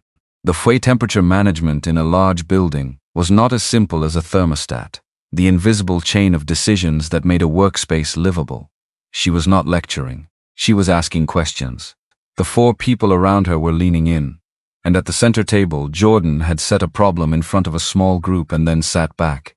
He was not talking, not guiding, watching them work through it, with the expression she had first seen in the B1 break room, the look of someone who genuinely believed the people in front of him were capable of getting there on their own. One of them, a young woman who had been quiet for most of the session, observing more than contributing, suddenly said something, pointed at the page, made an argument. The others pushed back. She held her ground. Jordan watched, did not move, just waited. She turned out to be right. When the answer became clear, the others made the sounds people made when they'd been out-argued by someone they'd underestimated. Some protest, then genuine curiosity about how she'd gotten there. She explained. They listened, because a correct answer from anyone was a correct answer, and in that room there was no other metric in play. Simone was at the corner table with Darius and two others, working through something on graph paper. She was explaining not quickly, not performing competence, with the measured patience of someone who had learned that understanding was not the same as speed, and that starting over, from a different angle, was not failure. She waited when someone didn't follow. Started again, no visible frustration, no making the other person feel the gap. Camille watched her daughter teach someone something for 20 minutes and felt something in her chest that was quiet and enormous and did not require a name. She had spent years trying to understand what Simone needed. She had provided structure and resources and opportunity, and had missed the thing underneath all of it.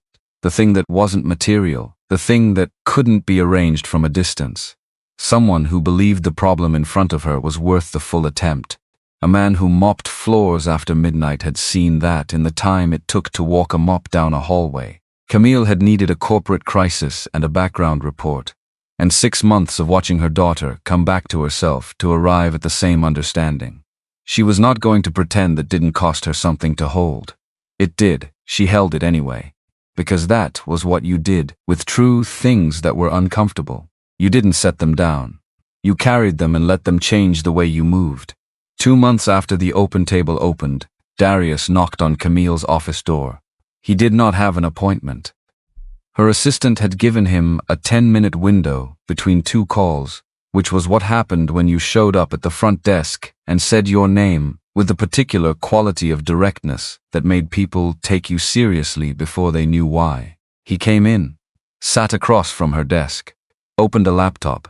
He had been working, he explained, on a research project for his urban planning program, a study of resource distribution in Atlanta, specifically the relationship between physical infrastructure, geographic positioning, and educational outcomes.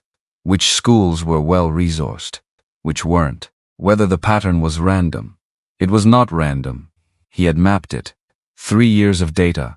School performance metrics overlaid with infrastructure investment, geographic coordinates, demographic distribution across the city. He had run the numbers multiple ways, and the pattern held every time. The neighborhoods with the worst educational infrastructure were not scattered randomly. They clustered in specific corridors that had received disproportionately low investment across multiple planning cycles, not by accident, by accumulated decision-making that had never been required to account for its own consequences. This isn't new information, Darius said. His voice was level, not performing outrage, not softening it either, just stating what was true. People know this is happening. But I couldn't find anyone who had tried to model what would change if you redistributed investment differently. What the outcomes would look like if allocation was based on actual need rather than existing pattern. He pulled up the model. Camille looked at it. The methodology was sound. The variable selection was thoughtful. The projections, when you adjusted the allocation parameters, showed something that was not dramatic and was not a miracle, and was therefore more convincing than either of those things would have been. Incremental, measurable, real. How long did this take you, she said. 7 months. More toward the end. Your father reviewed the probability modeling. He said the framework was defensible, but that I should present it to someone who understood what defensible needed to look like under pressure. He sent you to me. Darius looked at her steadily. He said you'd see what it was. Camille was quiet for a moment. She thought about Jordan at the kitchen table, turning his coffee mug, working through something real. She thought about what it meant that this young man had spent 7 months building systems, something that required him to think clearly and work carefully and not abandon it when the model didn't immediately produce what he hoped for. She knew exactly who had taught him that. What do you need, she said. Nexora's logistics routing data, Darius said. Anonymized. The last 4 years where your distribution infrastructure runs, where the hubs are, where the service gaps are. If I overlay that with the educational infrastructure map, I can identify where the gaps in both systems align, which could help make the case for where targeted investment would have the highest combined impact. State plainly, no overselling, no softening, just the clear account of what he needed and what he would do with it. Legal will need to anonymize the data properly, Camille said, and I want Reginald to stress test your methodology before you present it anywhere, not to change it. To find the places where someone will push back so you're ready. Of course, 2 weeks. Come back with a written proposal. He closed the laptop, stood. Your father, she said. Does he know you came here today? Darius looked at her. He said you'd ask that. What else did he say? Answer her questions directly. Don't oversell it. A pause. And if she needs time to think about it, that's reasonable and don't push.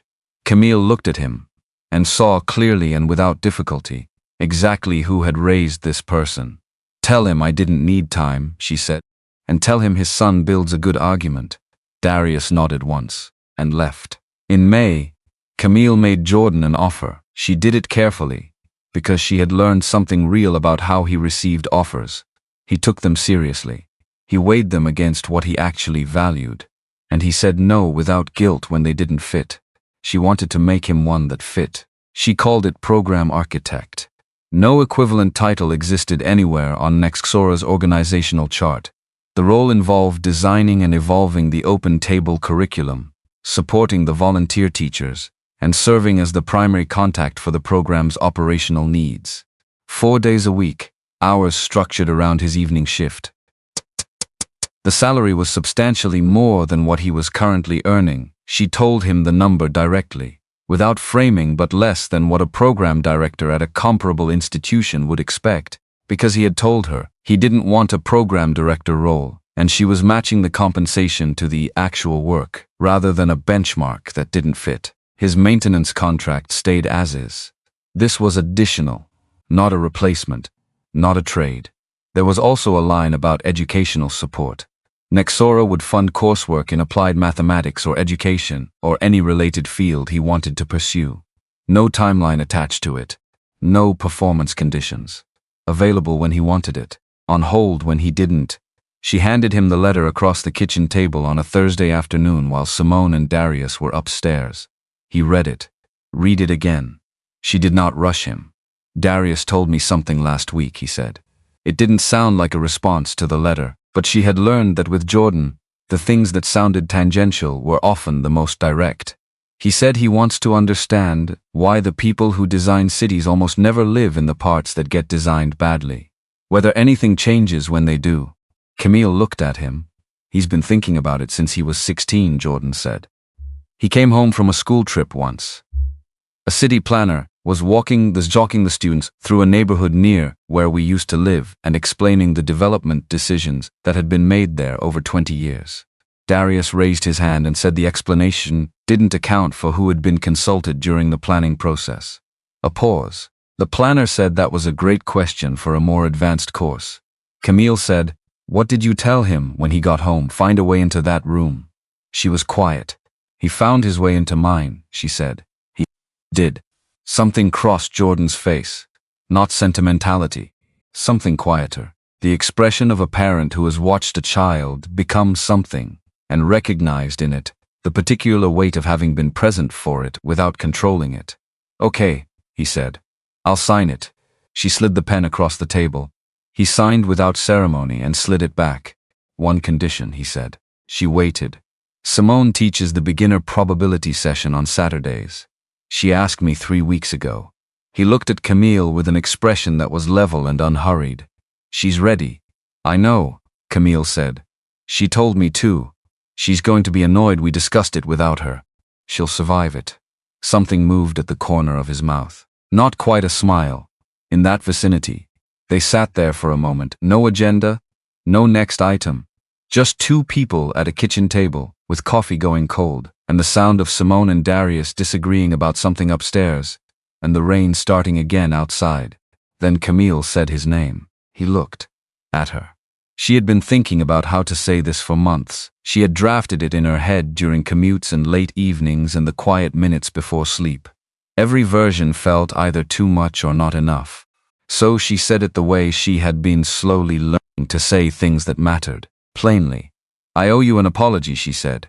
"Not for the professional arrangement. For how I treated you before I understood who you were. I investigated you like a risk. I walked into that break room and told you to stop, without asking a single question about what you had actually built with my daughter. I brought you into a room full of people who looked at your uniform and made their assessment before you opened your mouth." She held his gaze. "And you showed up anyway. You did the work. You didn't require anything from me that I hadn't earned the right to ask for. I want you to know that I understand what that cost. And I don't take it as ordinary." The kitchen was very still. Jordan looked at her for a long moment. "You asked me once why I wasn't angry," he said. "I remember. I told you anger didn't change the math." He turned the signed letter over once on the table, looked at it, but there was another reason. He looked up. "I've spent a long time working in places where people like me were only seen when something went wrong. When the first question wasn't, 'What do you know?' It was, 'What happened, and is it your fault?' A pause. You asked what I knew. You took the answer seriously. I could see it cost you something to do that. The going against the assumption. The walking downstairs." He met her eyes. "That's not nothing." She held that. Held it carefully. "The way you held things that were fragile and real. It shouldn't have cost me anything," she said. "No," he said, "it shouldn't have, but it did. And you did it anyway." He looked at the letter, then back at her. "That's what change actually looks like. Not the moment you decide. The doing it when it's hard." She looked at him for a moment longer than she needed to. Then she picked up the signed letter. "Same time Thursday," she said. "Same time Thursday," he said. October arrived the way Atlanta Octobers did, without the dramatic color change of other places, but with a shift in the quality of the light. Something cooler in the afternoons. The mornings holding on to a little more dark. The open table had been running for 5 months. What had started with 43 people on the first Saturday had grossed to a regular attendance of over 80, with a waiting list Camille had declined to cap, and was instead managing by expanding the volunteer pool and extending the Saturday hours. A company 2 floors above Nexora had contacted her about establishing a similar program using the open table design as a template, which Jordan had agreed to share, with one specific requirement: no family would ever be charged for access, and no corporate logo would appear anywhere in the room. Simone taught the beginner probability session on the first and third Saturdays of each month. She had adjusted her approach twice in the first 2 months, based on what she observed wasn't landing. The first month, she had gone too fast. She said this herself, without being prompted, with the matter-of-fact honesty of someone who had learned that identifying your own errors was more useful than defending against them. She slowed down, developed a habit of asking questions before explaining. By the 3rd month, she had a regular group of younger participants who arrived early specifically to get seats at her table, which she did not mention. But Camille noticed. Darius had submitted his written proposal.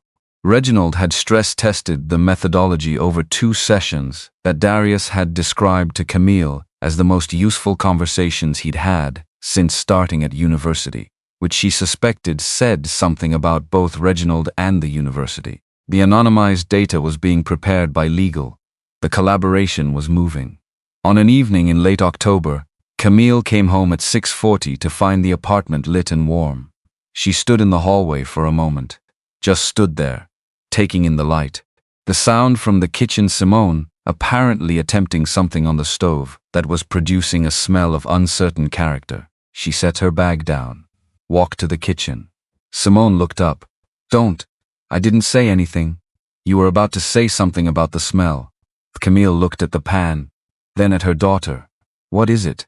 "It's supposed to be a reduction. It's reducing in the wrong direction." "How does a sauce reduce in the wrong direction?" "That is the question I am currently investigating." Camille looked in the cabinet, found the bread she'd picked up on the way home, set it on the counter. Simone looked at it. "How much?" "Enough." Simone turned off the stove. "Good call." They ate at the kitchen table. The sauce was not what it was supposed to be. The bread was excellent. Simone had a theory about where the reduction had gone wrong that involved 4 steps of reasoning and 1 logical gap that Camille identified. Simone argued the gap wasn't a gap for 6 minutes before conceding it was, technically, a gap. They disagreed about whether the window should be open. They agreed on nothing about the music Simone was playing from her phone, which Simone pointed out was not a criterion Camille had any standing to invoke, given her own musical preferences, which was fair. It was the most ordinary dinner Camille had eaten in years. Which was not a small thing. She was beginning to understand the point. Later that night she sat at her desk, finished the board memo she had been carrying all week, answered the last of her messages, and then she closed the laptop, and simply sat for a moment in the quiet of the apartment. She thought about Dolores in the B2 corridor. We need to be seen, not just recognized. Those are different things. She thought about Jordan signing the letter without ceremony and sliding it back across the table. That's what change looks like. Not the moment you decide, the doing it when it's hard. She thought about Darius, who wanted to understand why cities forgot people, and whether that changed when the people designing cities were the same ones who got forgotten. She thought about Simone at the stove, arguing with a failed sauce, alive in a kitchen, present in a way she had not always been. Present in a way Camille had not always been there to see. And she thought about what it had actually taken to get here. Not inspiration, not a single clarifying moment of transformation. A board covered in equations at 11 at night, a basement break room, a 41-page file she had ordered for the wrong reasons, 8 days of controlled adrenaline, a crisis she had not anticipated and had not handled perfectly and had handled well enough, and a long, slow practice of looking at the people directly in front of her and actually seeing them. She was not finished learning how to do that. She did not expect to be. The things that were actually true about how to live did not arrive complete and then stay. You had to keep arriving at them, in the specific circumstances of your specific life, imperfectly, with adjustments, with the honesty to notice when you were drifting and the willingness to correct, without making the correction itself into a performance. She was trying to keep arriving. She got up, turned off the lamp, walked down the hall to Simone's door, open its usual 2 inches, light still on inside. She knocked. Yeah. She opened the door. Simone was at her desk, notebook open, the kind of notation that meant something she had chosen to work on, not something assigned. She looked up. Going to sleep, Camille said. Simone looked at her for a moment. Not the checking look she used to use. Something easier than that. Good night, Mom, she said. Not Mom with a question inside it. Not Mom as a test or a distance or a formality, just the word. Clean. Ordinary. Sufficient. Camille said good night, closed the door, stood in the hallway in the dark for a moment, the apartment quiet around her. The city doing what it did 22 floors below, moving, lit, indifferent to the small rooms inside large buildings where the work of paying attention was being done. In here it was enough. She went to bed.